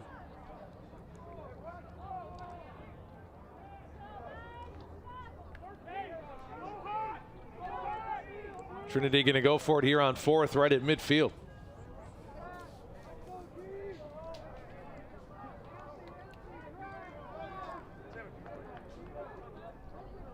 Same formation, but flip. 3 wide receivers down here on the right, 1 left. Empty backfield for Nolan Bramer. Here comes the blitz by St. Francis, launching it downfield, underneath it, and making the first down grab for Trinity.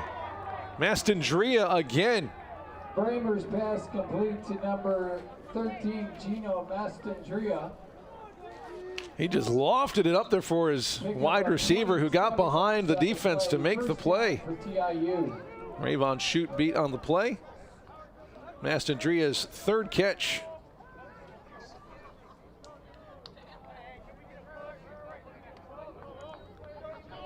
This one goes down to the 23-yard line for a first down for the Trojans. About a 25-yard pickup. Snap to Bramer. Gets rid of it quick, over the head again of his intended receiver on the comeback route. Looking for Hyber. Hyber was there, but again, Bramer just too much muscle.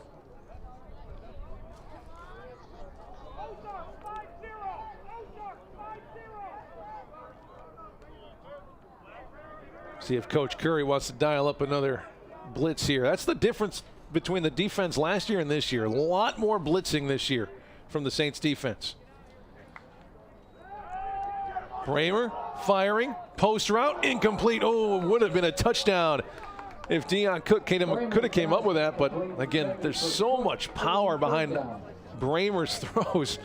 Not that that's an excuse, you know, wide receiver, you got to come down with that if it hits your hands. But yeah, a little bit too tall as well. Probably could have came down a few more inches. Brings up 3rd down and 10. Deion Cook, just a freshman out of Chicago through Northern Illinois. I like his talent, his speed on the outside for Trinity. Yep, St. Francis going to bring pressure. Bramer checks it down, smart play. Inside the 15-yard line, it goes to Derek Lowe, the running back out of the backfield. And he's going to be close to a first down. Maybe a yard shy, so 4th down and 1. Bramer, a smart play, saw the pressure coming and just got rid of it. Right on the money to Lowe, the running back. 8 yards on the play, 4th and 2 for TIU. Clock ticks, 12:40 to go here, 3rd quarter. Lowe, the running back. Bramer under center this time for the first time today. Quarterback sneak, yep. And try to push him. And I don't think St. Francis is going to allow it. It's going to be close. It will depend on the spot here on 4th down. You see 51, Chris Johnson saying, no, sir. Officials will spot it here. St. Francis likes it.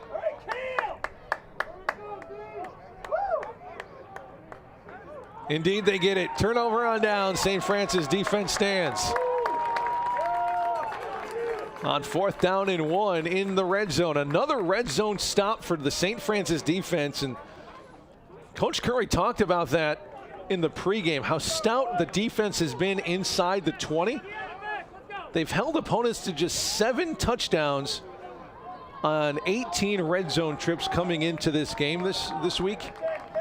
There have been at least 2 stops in the red zone in 3 of the last 4 games. 4 times it's been interceptions, twice it's been fumble recoveries, and now 3 times on a turnover on downs as Pere Barberin takes it out to the 19-yard line for a pickup of 5 for the Saints.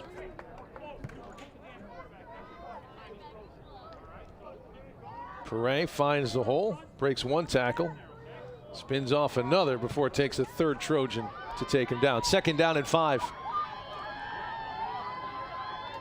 Pere Barberin behind the big fullback Nico Muto, 5'9", 250 out of New Lenox by way of Illinois State.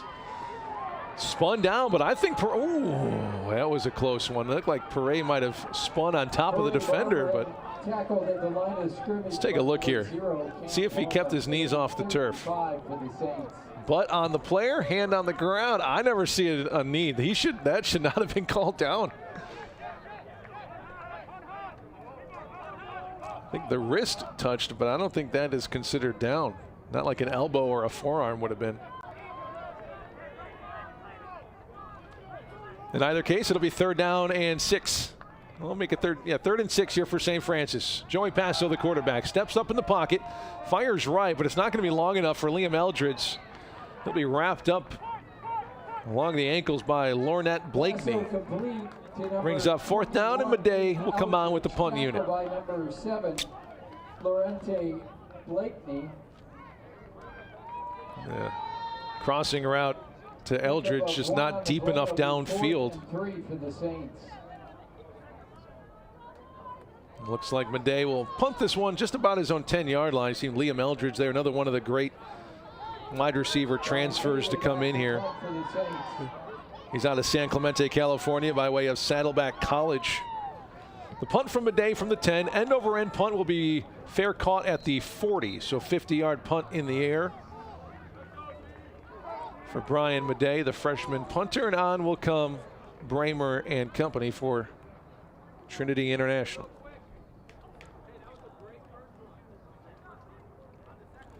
These third quarters have been rough for St. Francis this year, as you see the punt one more time. St. Francis has yet to score a point in a third quarter this year. They have been outscoring their opponents in the first quarter. They're close in the second and the fourth, but the third quarter has been a problem for the Saints after half times. They've been shut out 17-0 this year in third quarters. First down for Bramer, screened it out right side for the wide receiver, trying to make somebody miss, but some great tackling on the outside by Rayvon Shute. Rayvon Shute, 32 tackles this year, third on the team. He runs right over the blocker to get to the knee and shin of the wide receiver. Nicely done by the nickelback Shute to fight his way to a tackle there, and a loss of 2 on the play for Trinity. Second down and 12.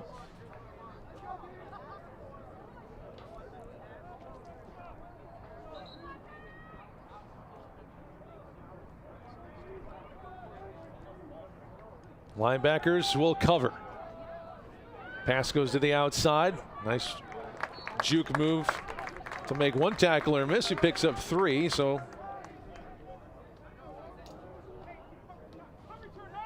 it's going to bring up third down. Third down and 8 for Trinity after the 3-yard completion. Nick Godfrey gets his second catch of the game.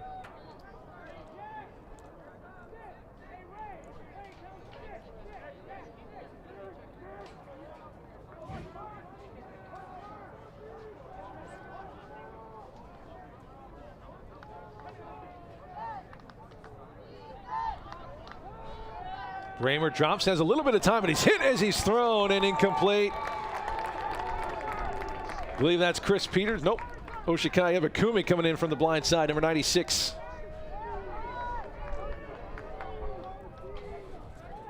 Nice use of his hands, gets there just as the ball is released and incomplete. Brings up fourth, punt unit on. That means Scotty Tumulty back at his own 30, ready to return it.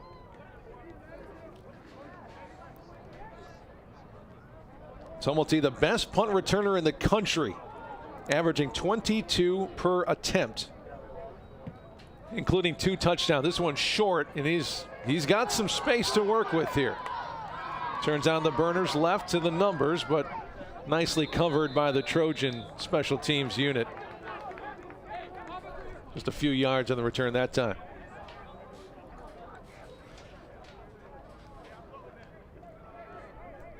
Just to give you an idea what kind of weapon that is, they pretty much are guaranteed an extra 10 yards of field position when Tumulty's on the field returning punts. He averages about 22 a punt return. St. Francis opponents average about 12, 13.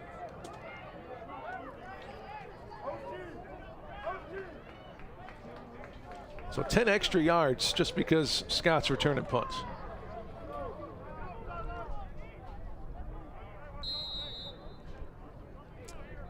All 5 wide receivers stacked up right side. First time I've seen this formation.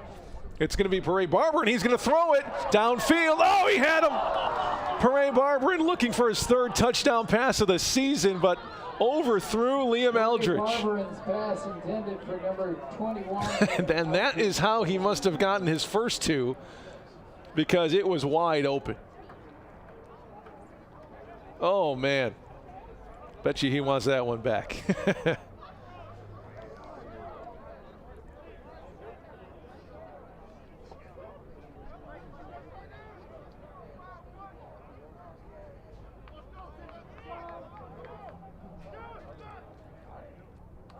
More traditional formation this time as Paso rolls right. Sat down and caught 36-yard line. I'll pick up a 4.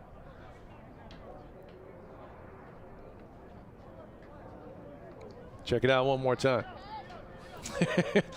Nice hands there by Liam. It's a nice day at the office.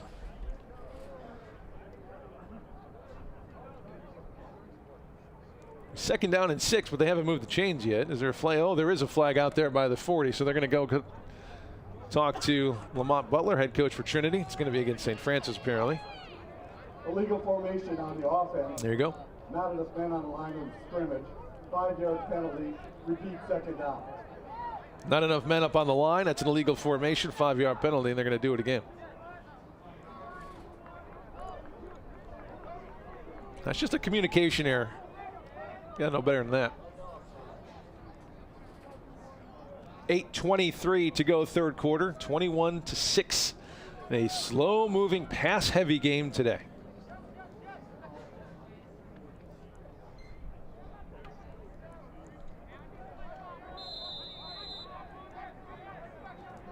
Second and 15. Back at the 37-yard line for St. Francis. Paso, the pistol. With Barber in behind him. Pass protection. Lets it fly. Left. Liam Eldridge goes up and gets it. Trying to make something happen here on the near side up to the 45. He'll pick up 8 yards on the play. Third down and 7 on the way. Nice pass by Joey. Great job by Liam to go up and get it with 2 hands before he's pushed out of bounds. 3rd and 7 for the Saints.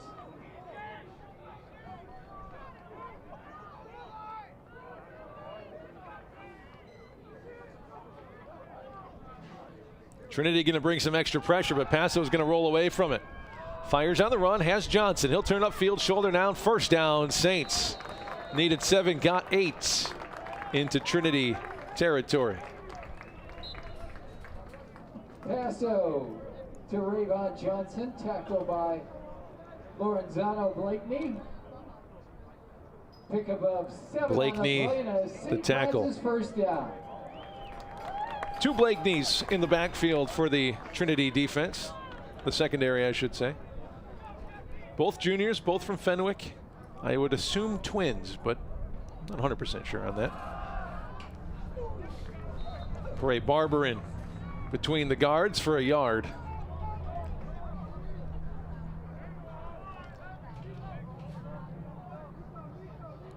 Hit by one of the linebackers. The leading tackler for Trinity, Kamon Reese, the sophomore out of Immaculate Conception Catholic High School Pickup of 1 on the play, here in Illinois. 9 for the Saints.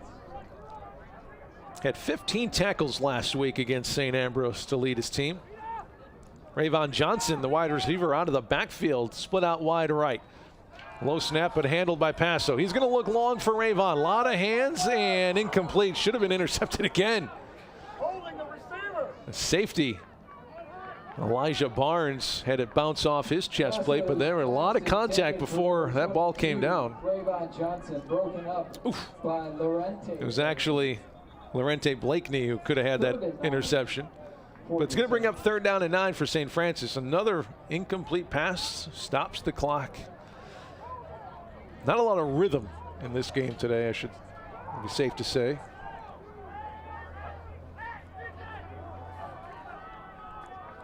Josh Golden, the freshman out of East Aurora, will be split out wide left. First time we've called his name. Let's see if he gets a shot here.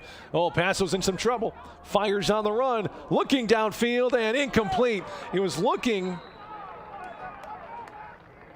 right on that post route.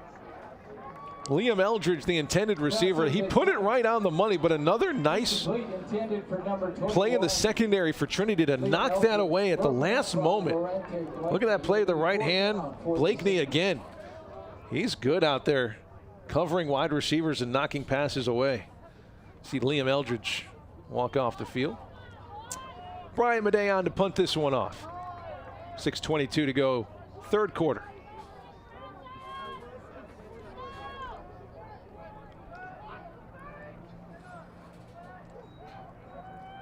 Good snap, angle right kick, point of the football down.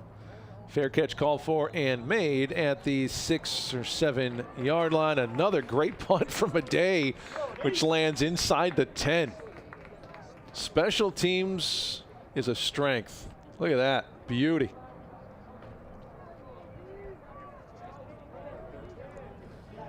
They are not giving up any sort of field position because of special teams. That is for sure. Kicking the ball has been great. Return game's been great. Defense has been great. Offensive work in progress as they work in some new guys. They're getting better every single week, and right now with a lead 21-6.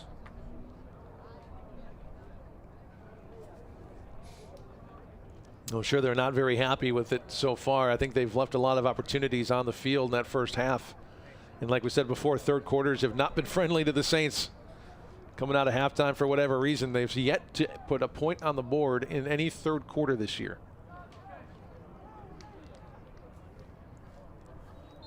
Bramer, who throws it at 49% this season, 7 touchdowns, 10 interceptions coming into today, 261 yards a game. He'll step up at the pocket, but he's going to check it down to his receiver right. Sprinting past the 20 and out of bounds. That's enough for a first down, pickup of 11 for the Trojans.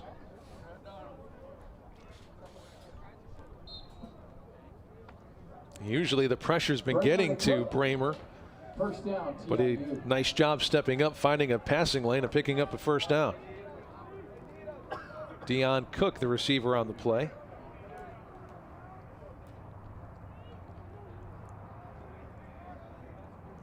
"22-yard line, the line of scrimmage here for Trinity. Looking left, nothing there.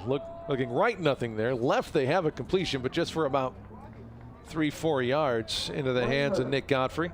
Godfrey. Had to go to the turf to get it. Pick up 4 yards on the play. 2nd and 6 for TIU.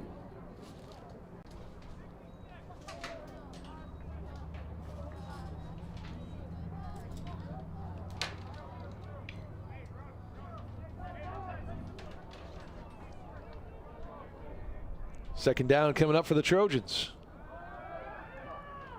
Bramer again fires. I'm not sure he needed to throw it that hard. It was a 5-yard crossing route, but he threw it like he was throwing a 50-yard bomb.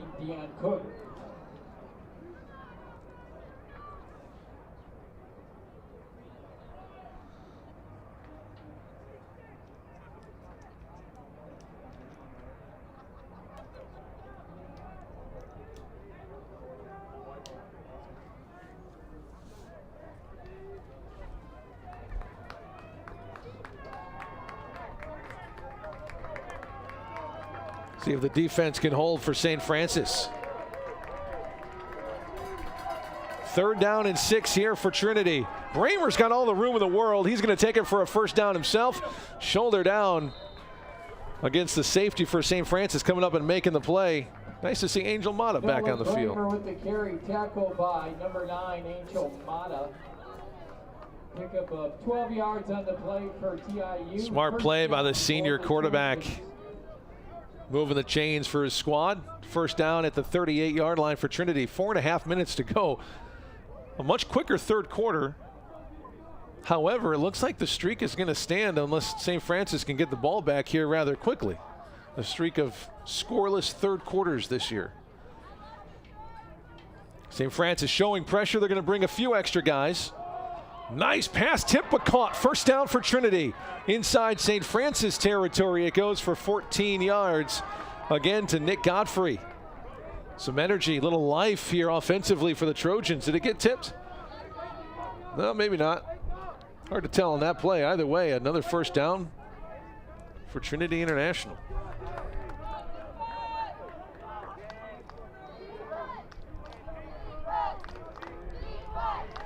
Chance of defense from our first live crowd here at the stadium. First day you'd really want to be out here.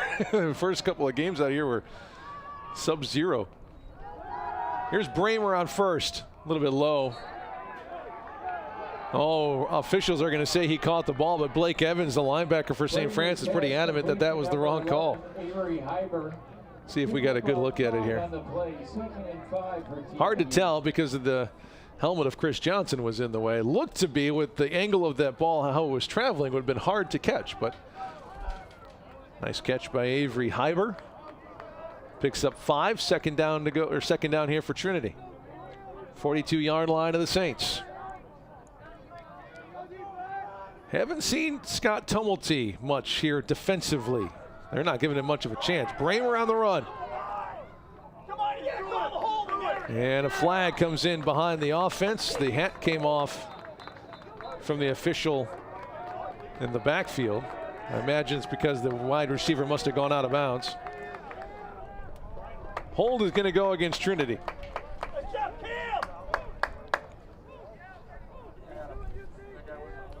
Holding, number 65 on the offense. 10 yards from the previous spot. The right tackle, Tim Leach, called for the hold.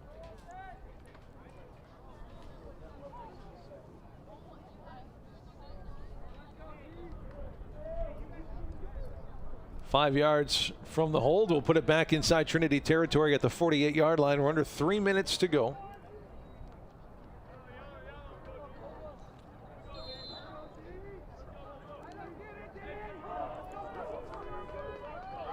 Second and long for Bramer and company, but he's got a huge arm, so 15 yards, not much of anything for Nolan.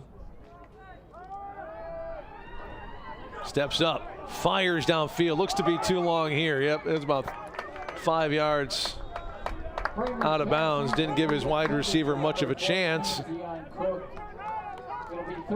Brings up third down and 15 here. Nice job by Nolan, steps up. Lets it rip, but just too much on the ball, and even if it was in bounds, into double coverage.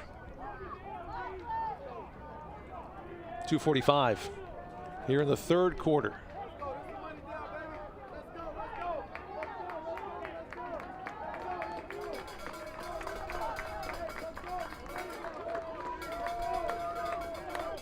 Five defensive backs about 10 yards off, and they're going to rush everybody else. Check down, the wide receivers are going to have to make a play, but the defense holds. They only pick up 3 yards.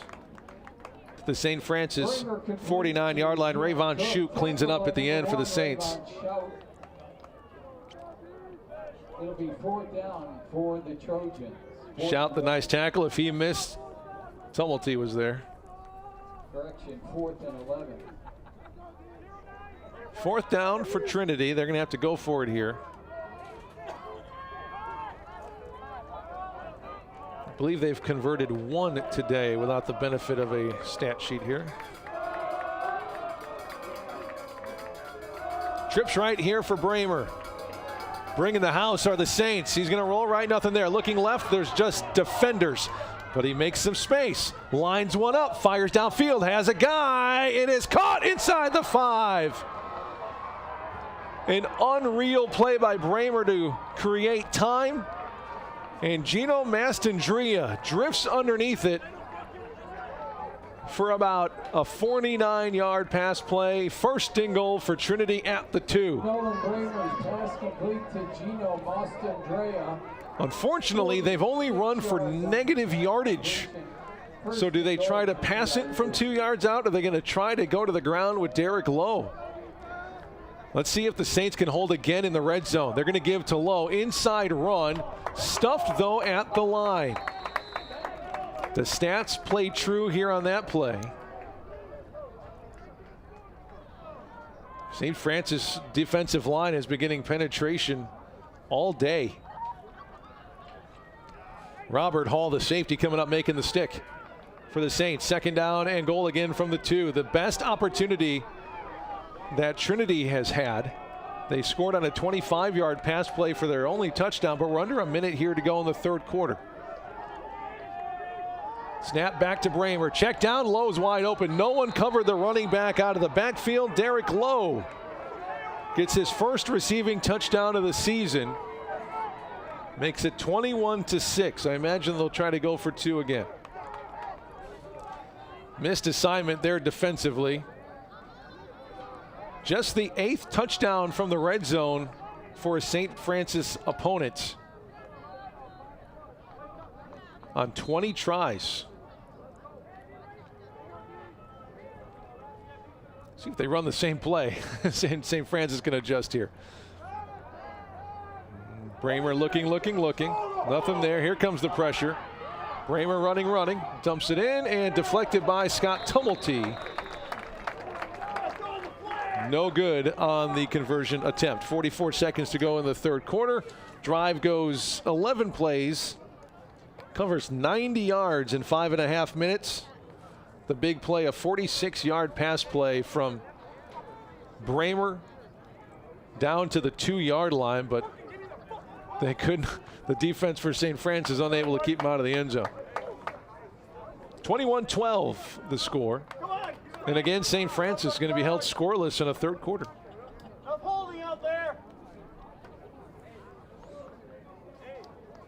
You get fired up on the football field sometimes.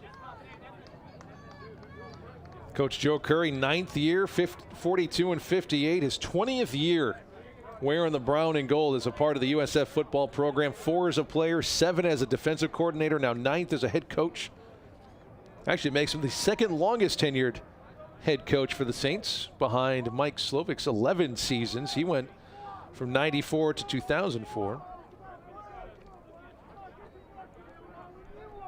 He just passed Gordy Gillespie on most games coached. He's 6 wins behind Gordy Gillespie for most wins as a head coach. Gordy's got 48 wins under his belt. Coach Curry now 42. Here's Tumulty. Sped ahead to the 45, bounces to the middle of the field. Oh, here we go. Stiff arm left, trying to make something happen. Oh, but the Trojans converge at the 45. Another huge kickoff return by Tumulty. It's unbelievable what he's able to do. Picks it off the turf at about the 18-yard line. Untouched until the 40, so the coverage is fantastic. He takes it all the way into Trojan territory, and he never stops looking for the end zone.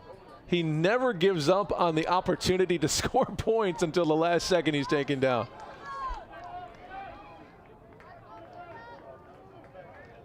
About a 35-yard return. He's averaging over 30 yards per kick return, punts or kickoffs. It's unbelievable.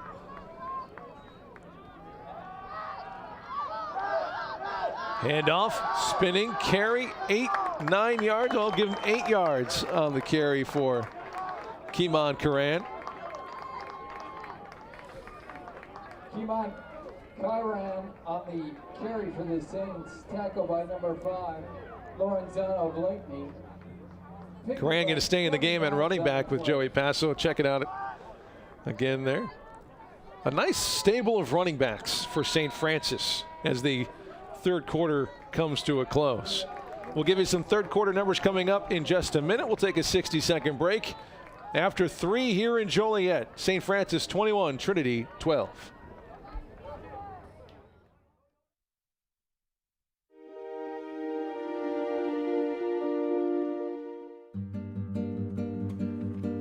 It's our conference meet, so it's kind of our biggest meet of the year.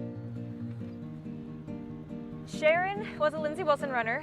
We'd known each other for a long time, and she is a sweetheart. She's absolutely adorable. You would never want anything bad to happen to her in a race, ever.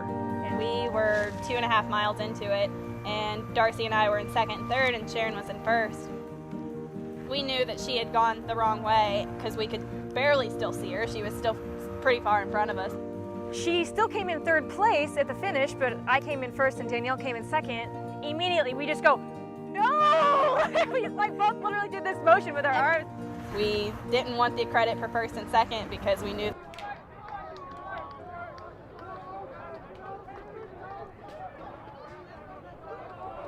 Second down here for St. Francis. We'll take a look at the standings here in the MSF Midwest coming up after this play, assuming they give us some time. Here's Paso on second down and 3 as we start our fourth quarter. Karan the carry. Both these teams at 0-4, really trying to fight their way out of the basement here in the Midwest, but so many great teams. Olivet, number 25 in the country. St. Xavier, number 14. St. Roosevelt, number 20. All teams that St. Francis has played to within one possession. They've played the top 4 teams. Olivet, St. Xavier, Roosevelt, St. Ambrose this year. Those are the 4 losses for St. Francis, but all have been within 8 points or less.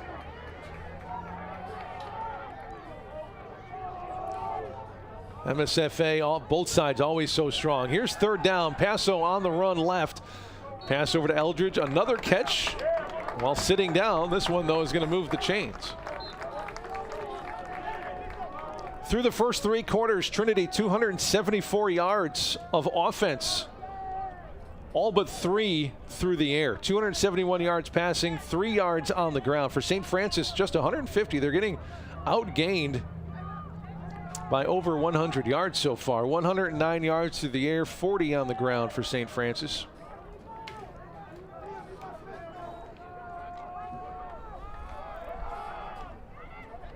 First down carry for Curran, goes backward a yard.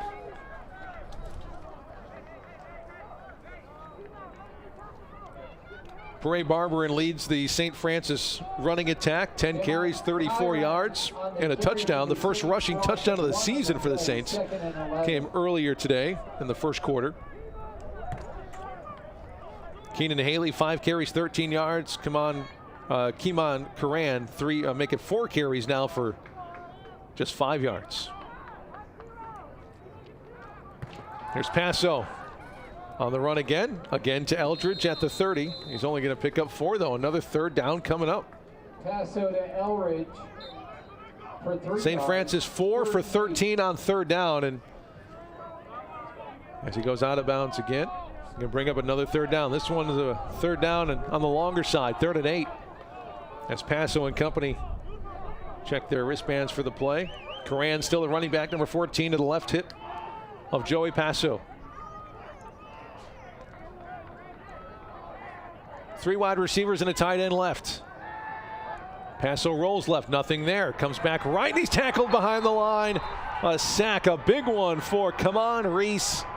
His first sack of the season, which is surprising because he leads Trinity in tackles, and that is his 7th tackle for a loss. But a big one brings up 4th down, and third down has not been kind to St. Francis. Just 4 for 13 today.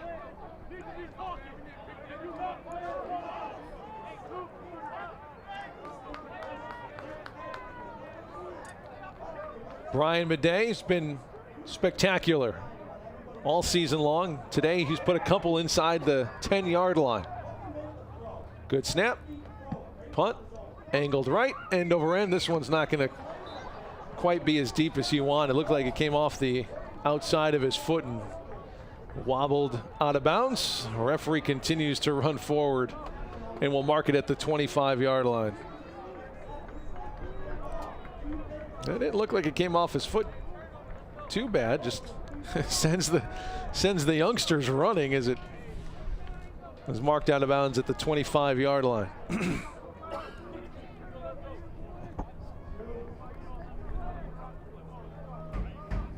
Here comes a big series for the St. Francis defense. We took a look at the numbers. 274 yards of offense through the first 3 quarters for Trinity.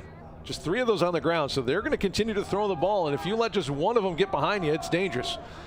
This one outside. It's a long pass just for 3 yards for Bramer. It's complete. The flyover is just 3 quarters too late, unfortunately. We were looking for them at the beginning of the game. We got the Joliet Municipal Airport right next door here to Memorial Stadium, so the beautiful weather, lots of planes flying around over our heads this afternoon, taking advantage of the crystal clear skies. Great visibility, winds are low, perfect day for flying. Speaking of traveling through the air, another pass for Bramer is going to be another big gainer for the Trojans. Nice stick that time by Cooper at the end of the play, but another first down chain mover for the Trojans. Nice little check down to Dion Cook, and he was able to make a play. Penalty on the stop for the Saints, but not before Trinity International picks up another first down. Up to the 44-yard line. There's Dion Cook, number 14 for Trinity.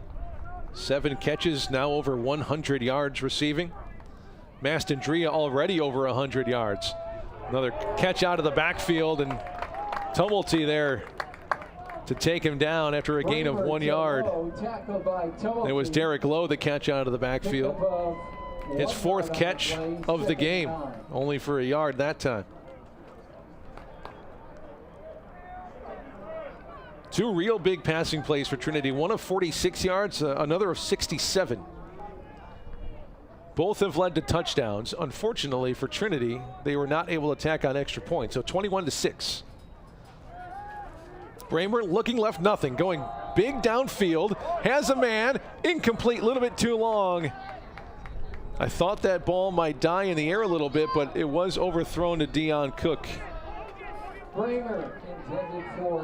That's where it's dangerous. Deion Cook got behind the safeties, and if that pass was just a tad more accurate, that's another touchdown.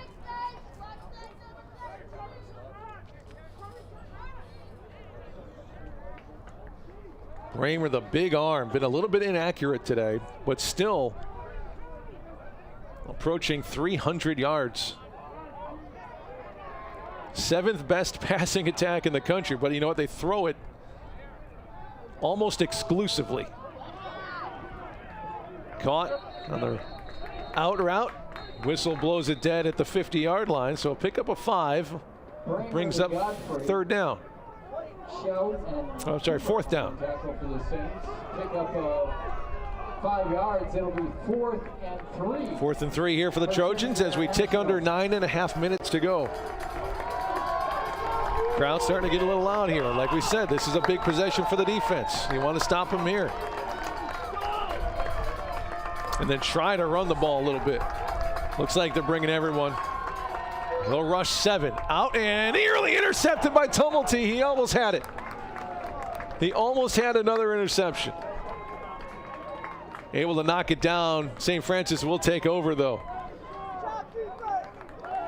Left hand gets up to knock that one away. Ball's incomplete, broken up by number 23, Scott Tumulty. The Saints will take over on downs.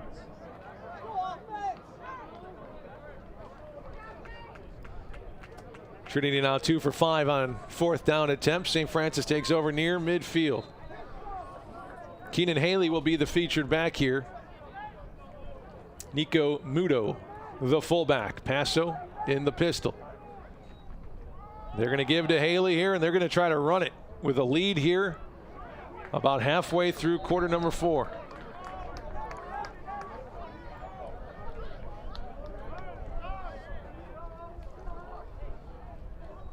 Behind the big right guard there for St. Francis, Jose Sanchez with the arm sleeve, the 6'4", 330-pound junior out of St. Joe's, transfer from Eastern Illinois. Nice addition to this year's offensive line. Just a gain of 2 though, 2nd down and 8.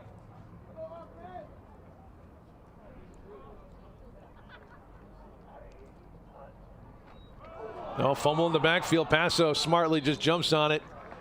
But that's going to bring up 3rd down and long for St. Francis. A miscue there. Trying to just run some clock here, but a snap hit the fullback. Muto got in the way a little bit.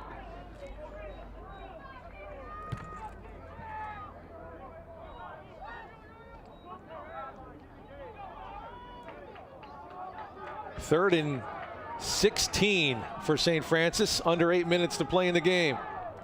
See if Trinity brings some extra guys. They do from the left side. Passo's going to keep it. He'll go nowhere. Big defensive play for the Trojans, and they will get the ball back in that dangerous offense. Joey Paso with the carry, pickup of a couple of yards. It'll be 4th down. Saints on the punt. Brian Madej on to punt this one away. Expect this one to be high and deep. 7:09, the clock ticking here in quarter 4.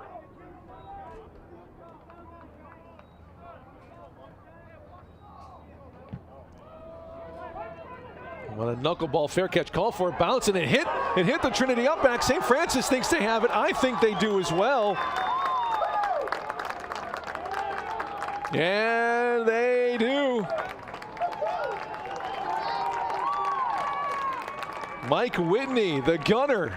This one just bounced off the turpin, off the rear end of Steve Williams for Trinity. They didn't get away from it. That's a fire play. First down, USF at the Trinity 27-yard line. Another break for St. Francis. Offense back on the field. This is Rayvon Johnson territory. I think you send him to the end zone here, try to put a nail in the coffin. Or you give it to your big bowling ball running back, Parade Barberin, and run some clock. And that's what they'll do. Bouncing left. Hitting the backfield, still on his feet, but here come the rest of the Trojans, and he'll go backward a yard. Second down.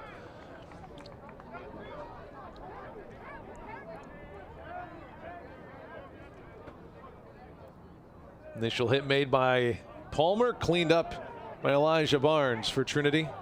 2nd and 11 now for St. Francis.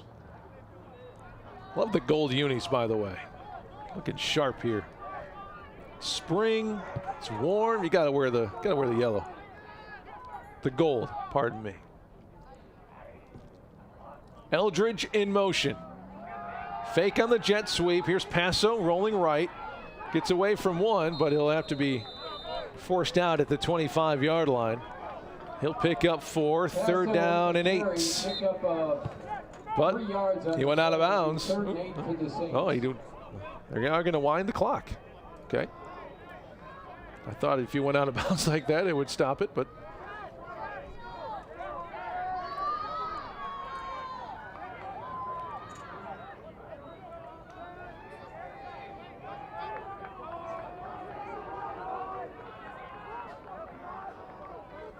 third and 8 for the Saints at the 25 of Trinity. Here's Passo, the freshman quarterback, navigating, going long, end zone. Johnson tipped and caught, touchdown.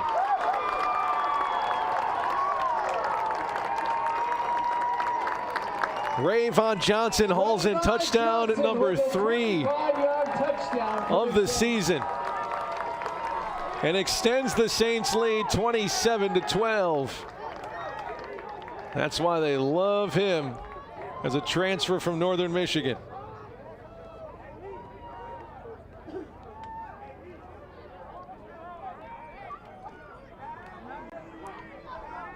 Madej on for the point after touchdown. That one's good. Madej's kick is good. And with 5:23 left to go in the game, 28-12. The touchdown extends the lead here for USF. Both of these teams looking for their first wins of the season.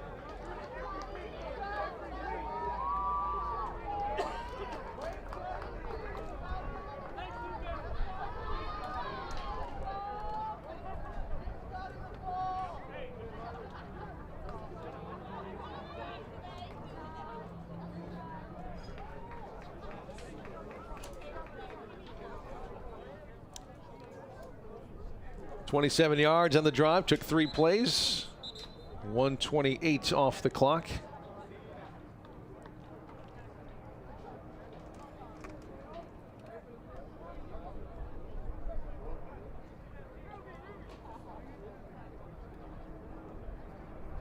.25 yards on the touchdown to Rayvon Johnson.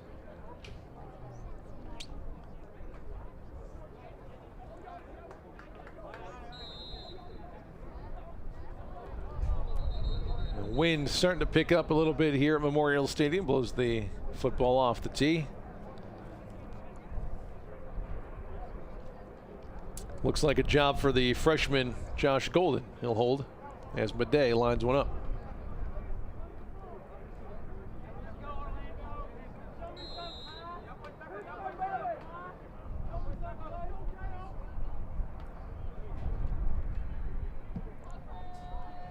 Sidewinder kick.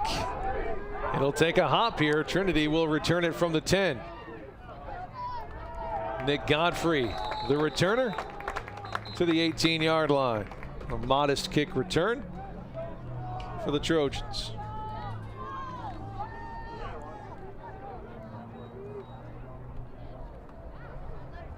think any of them wanted to return that one. Godfrey got underneath it. Special teams tackle made by Liam Eldridge, one of the top wide receivers, making some special teams plays as well. 5:16 left to go in the ball game.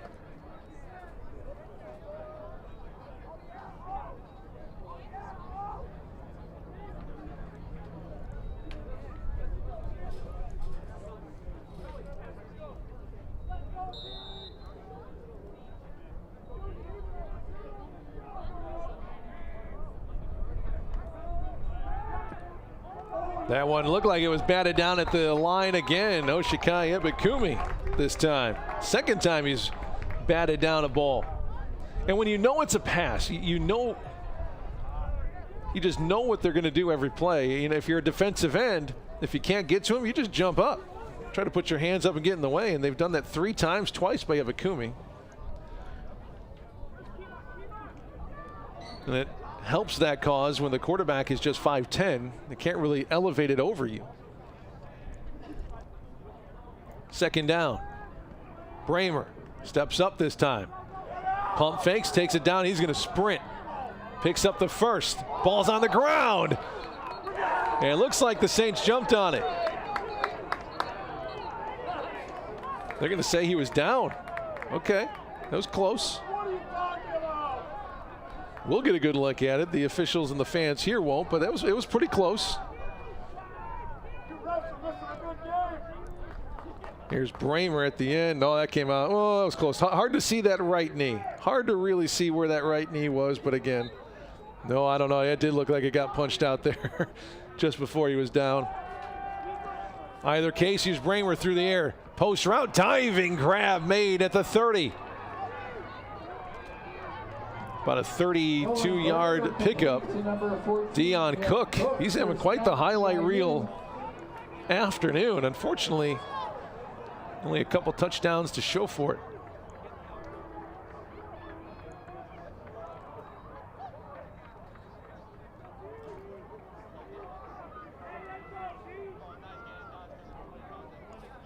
Bramer with another bullet right on the money. Steps up again. They're going to look to end zone. Lofts it up well deep. He threw that one 20 yards beyond the end zone. I'm a little bit windy, but that one not even close. He might have just thrown that one away, given how deep that was. He's more accurate than that, so he might have just been throwing that away. Second down, clock stop, 4:17 to go.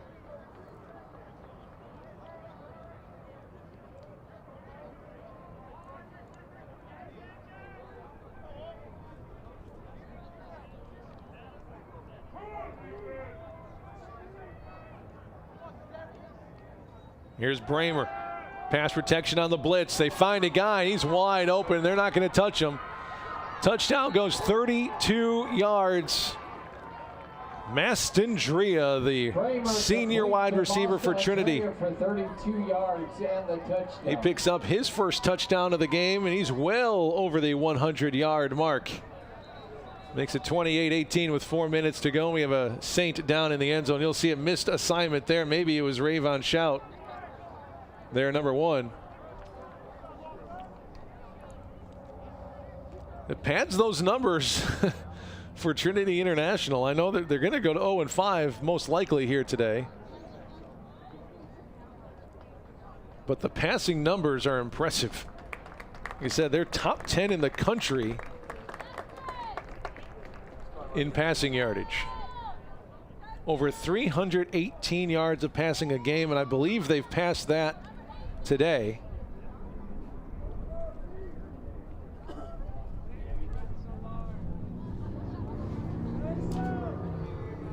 Another short drive, but goes the long distance. 5 plays, 81 yards in just 68 seconds for Nolan Bramer and company. Quarterback number 2. Out of Oak Hills, California, a transfer a few years ago from Victory Valley, Colorado, or college, I should say.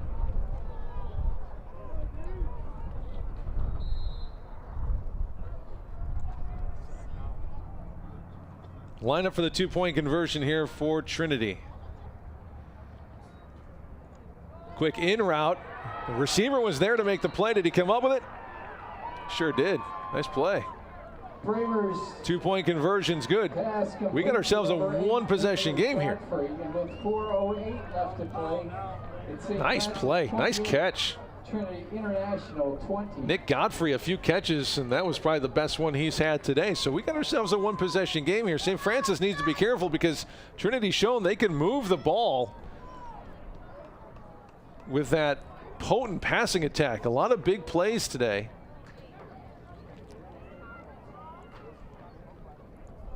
I think St. Francis definitely needs another score here. You don't want to give Bramer and that passing attack another opportunity to try to tie it.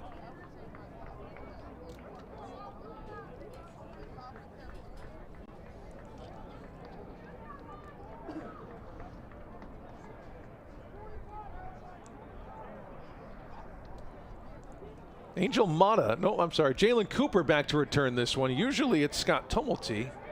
I'm looking for the big black sleeves down on the sideline, and I don't see him. Oh, he's actually, oh, they're going to go at the outside kick. They got the hands team out there, so Tumulty and company, Perret Barber and Dan Getch, the wide receivers, the running backs, all up on the front of the line for the onside kick.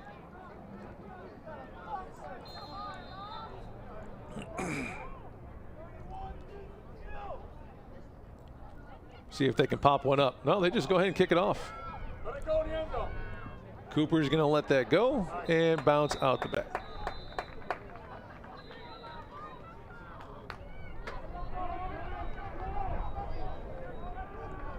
Didn't even try for the extra point. I think Cooper wanted a chance at it.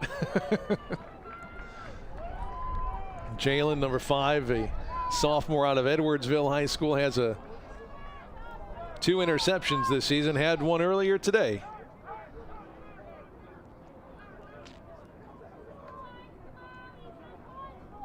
All right, let's see what St. Francis can do. A little 4-minute offense here. Try to drain some clock, pick up some first downs, keep it in bounds.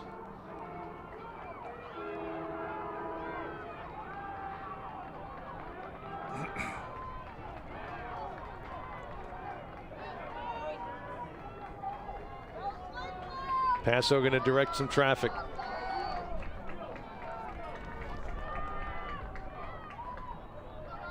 Perret Barber, an inside run, shoulder down up past the 30. Nice run on first down, picks up 5.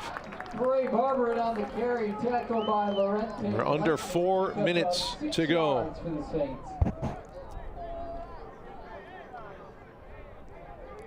Barber in averages just over 3 yards per carry. That one picks up 5. You pick up 5 yards every run. It's good news here when you're trying to milk some clock. Let the play clock tick all the way down. 10 seconds on that play clock.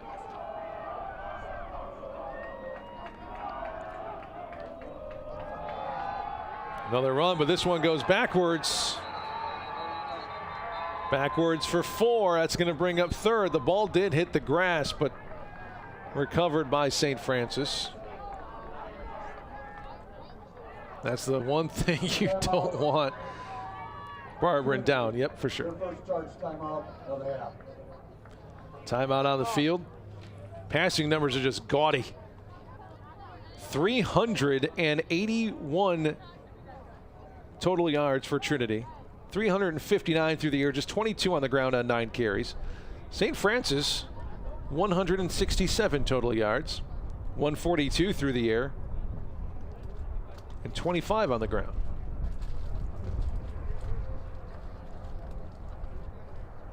Nolan Bramer, 27 of 48 for 344 and 3 touchdowns, no interceptions. The one interception thrown earlier was in the first quarter when Derek Taylor, who started the game, just played for pretty much the entire first quarter, threw just 6 passes. Then Nolan Bramer put up 344 yards in really just 3 quarters. We got about 3 minutes left. 136 to Mastandrea, 142 yards for Dion Cook. They just can't get it in the end zone. They can move it, but they just can't find the end zone enough this year. Paso on the run. Dan Getch up high with a big catch and a big first down. The biggest catch of the year for Dan Getch moves the chains for St. Francis and gives him a bit of breathing room in terms of field position. Look at Paso. Great job just to make the move in the pocket. Dan Getch goes up, tips it, and comes down with it at the logo here at ATI Field. Big play by Dan Getch. Under 3 to go. There's Danny, number 88, basketball player out of St. Charles East, 6'3", 214. He'll be a tight end on the line this time. Parade Barber in the tailback. Blitz from Trinity. They run right at the blitz, and he's able to squeak up to the original line of scrimmage. Second down, timeout called by the Trojans. Timeout, second charge, timeout with a half. Trinity. One more timeout for Trinity to burn here. That timeout really broke the back of Trinity, I think. As you see Barberin fighting for every inch he could get. Scoring started about 5 minutes into the game. Rayvon Johnson caught his first touchdown, or second touchdown pass of the season from Joey Paso. 2-point conversion was good. That made it 8-0. Parade Barberin got the first touchdown on the ground for the team this season in the waning seconds of their first quarter. Made it 14-0 after the failed point after attempt. Late in the second quarter, Trinity on the board after a 23-yard touchdown pass from Nolan Bramer. St. Francis scored on a fake field goal with 13 seconds left in the half that probably should not have been called a touchdown, but was given to him. Made it 21-6. And then trading touchdowns here in the second half. One possession game. Here's Paso on 2nd and 10. Nearly intercepted by Trinity at the first down marker, looking for Rayvon Johnson. Incomplete, 3rd down.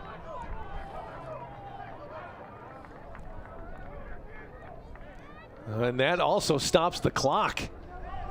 Just what Trinity wanted, an incomplete pass with 2:26 to go, down 8.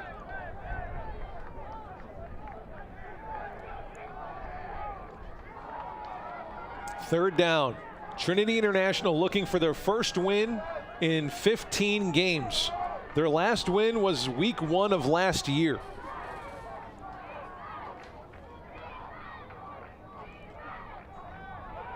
Here's Paso, stepping up, tucks it, running past the 50, spinning, and I think he did it. He picked up a first down, and that should ice it.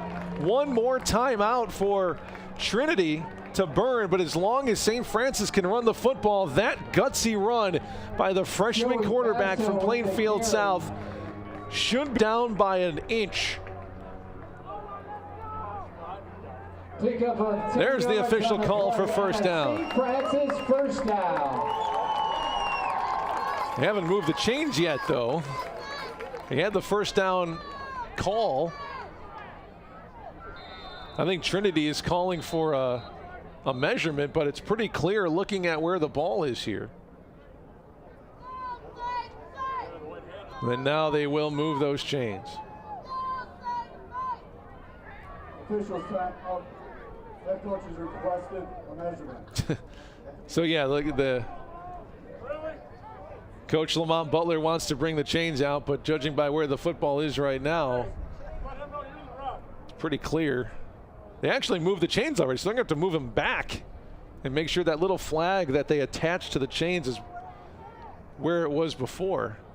I think they do have that, so it's going to, I mean, it's going to be a first down by about 3/4 of the football. But hey, I mean, what do you have to lose, I suppose?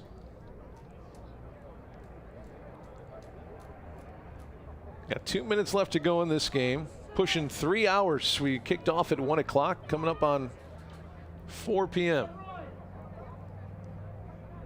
But hey, I mean, when you're on a 14-game losing streak, you've won 1 game over the past 3 years, you throw out the sticks, you never know.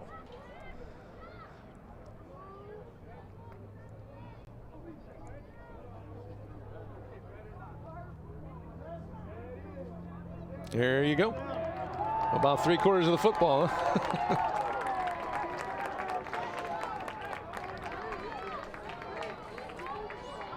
One timeout left for Trinity to stop the clock. 2:15 to go.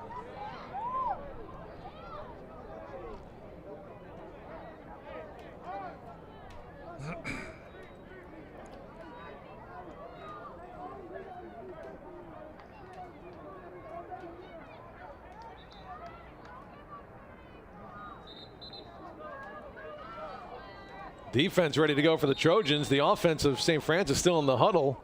And the referee's like, start that clock, let's go. Clock rolling at 2:10 to play. It's the Parade Barbering Show right now.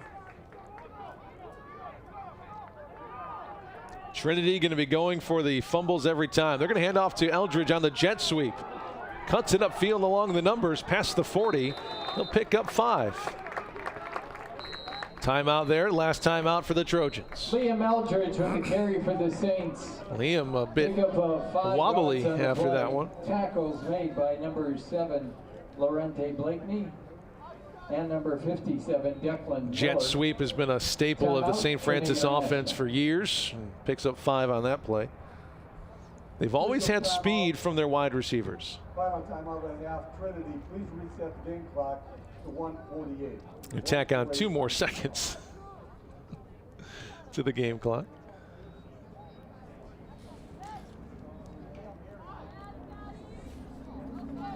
Hard to find good game clock operators around here. Missed it by 2 seconds. Beautiful day for the skateboarders to get out here at the skate park at Inwood Athletic Center. Enjoying the outdoors finally. It's been a long time since you just get outside and enjoy the nice weather. Here we go, 2nd down and 5, 1:48 to go in the game.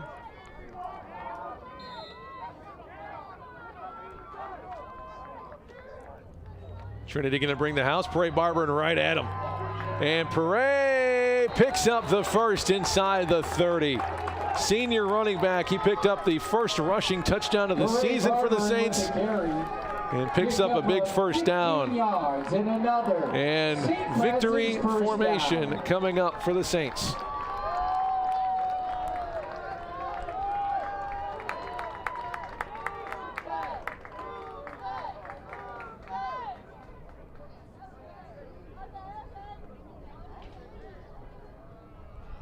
The freshman Passo will be under center. A few knees away from the first victory of the year for the Saints. And wait for the game clock to tick. There's one. He'll need to take one more.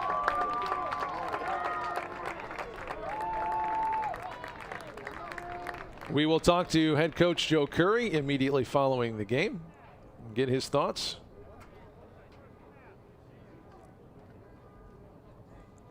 Be careful with that equipment. We think we made money around here? Throwing that headset around. He does not look like a coach who's happy. I'm going to guarantee you that when we talk to him, he's not going to sound like a coach who just won a game.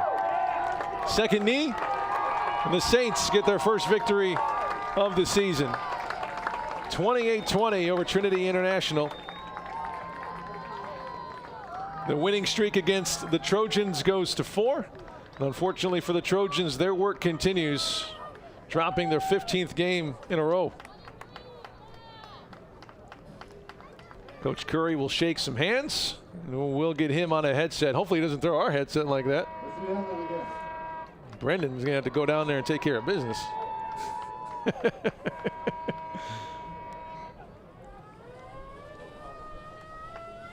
don't have the final numbers in front of me, but we'll talk to Coach here.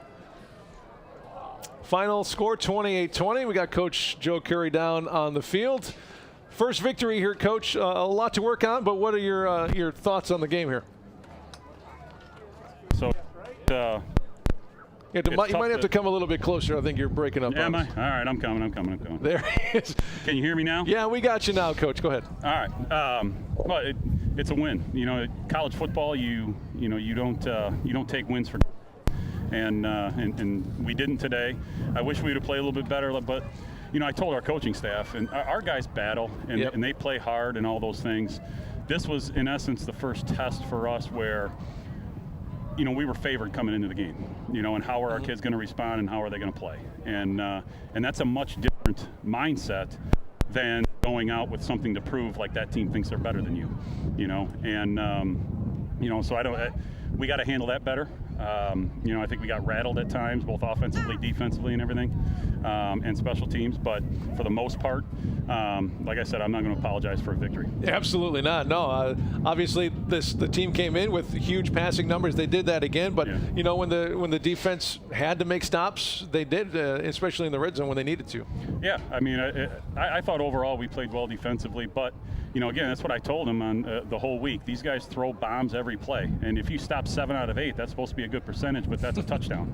So you give up 3 7 out of 8s, and there's 20 points, and that's what happens. And we have the ability, and we have the the discipline on defense, I think, to be right all the time. And today we just got a little bit off, and you got to give them some credit too. The number 14 is a good receiver, and the quarterback did some good things. So, give them a little bit of credit. But like you said to begin with, there's definitely things that we can improve on and get better at. Special teams is a strength for you guys on both sides. Madey's kicking the heck out of the ball. Your return game is solid. Talk about how important that's been this year, especially. Well, it's been huge, and it doesn't hurt to have number 23 back there, which I just said, we just get in awe when people kick to him, and it's like, what are we doing? And just watch him run all over the field. It's fun to watch. So he's obviously doing a great job, and Madey, I think, is coming into his own here with the expectations that he's our kicker, and this is what we want out of him, and so we're doing some great things. Yeah, I question whether they had tape on Scotty Tumulty earlier today too. They kept kicking the ball his way, and I think he averaged like 30 yards a kick return, which is 10 yards more than he usually does. Final thoughts before we let you go address your team. Yeah, no, it's good to be 1-0 this week, and we'll try to do the same thing next week. Let's go get him. Thanks, Coach. All right. We'll cut the wind noise there for you. Congratulations to Coach Curry. He'll go address his team. We'll get the chant like we usually do. It's nice to hear that for the first time today. So 1-4 now for the Saints, 1-3 here in the conference. And you look ahead on the schedule. Hopefully, this is the game that really solidifies and gets them into a momentum, because they got some pretty tough games. They got Missouri Baptist coming up next week. It's going to be on the road. Another good test. Mobap is, they do have a losing record, but again, just like St. Francis, playing some teams tough. Then it's St. Ambrose again. You want to get revenge on them for a 14-6 loss earlier in the season. And then you wrap up with St. Xavier, who's number 14 in the country. That one's going to be on the road. So you needed a win. You want to get that first one under your belt, and hopefully things continue to improve, continue to get better, continue to be more efficient, especially offensively. The defense was there. I know they gave up 318 yards of offense, but take a look at the numbers, the passing numbers for Trinity. It's unbelievable. They ran 63 plays, 54 were pass plays, and a lot of them were 20 yards or over. So just like Coach said, if you knock down 7 of 8 of those passes, that's really good. But that also means that other one you don't is probably a touchdown with how they throw the ball. So they did give up 381 yards, but a lot of teams are doing that against Trinity and still getting victories, just like St. Francis did today. Hopefully this rolls into next week on the road against Missouri Baptist, and then back home again for the final home game of the year, Senior Day, as they take on the Bees from St. Ambrose on April 3rd. You can get the update on that at GoFightingSaints.com. You can check out the wrap-up of the women's basketball program, another victory in the national tournament for them, another 23-win season for them. Congratulations. And pretty much every other sport is in session right now as well. Soccer, volleyball, baseball, softball, all getting going to catch up with all the Saints action, no matter the sport, at GoFightingSaints.com. My name is Nick Jacobs. Thanks to the crew out here covering the game. We got ourselves a winner here, 28-20 against Trinity International. Enjoy the first weekend of spring, everybody. Take care.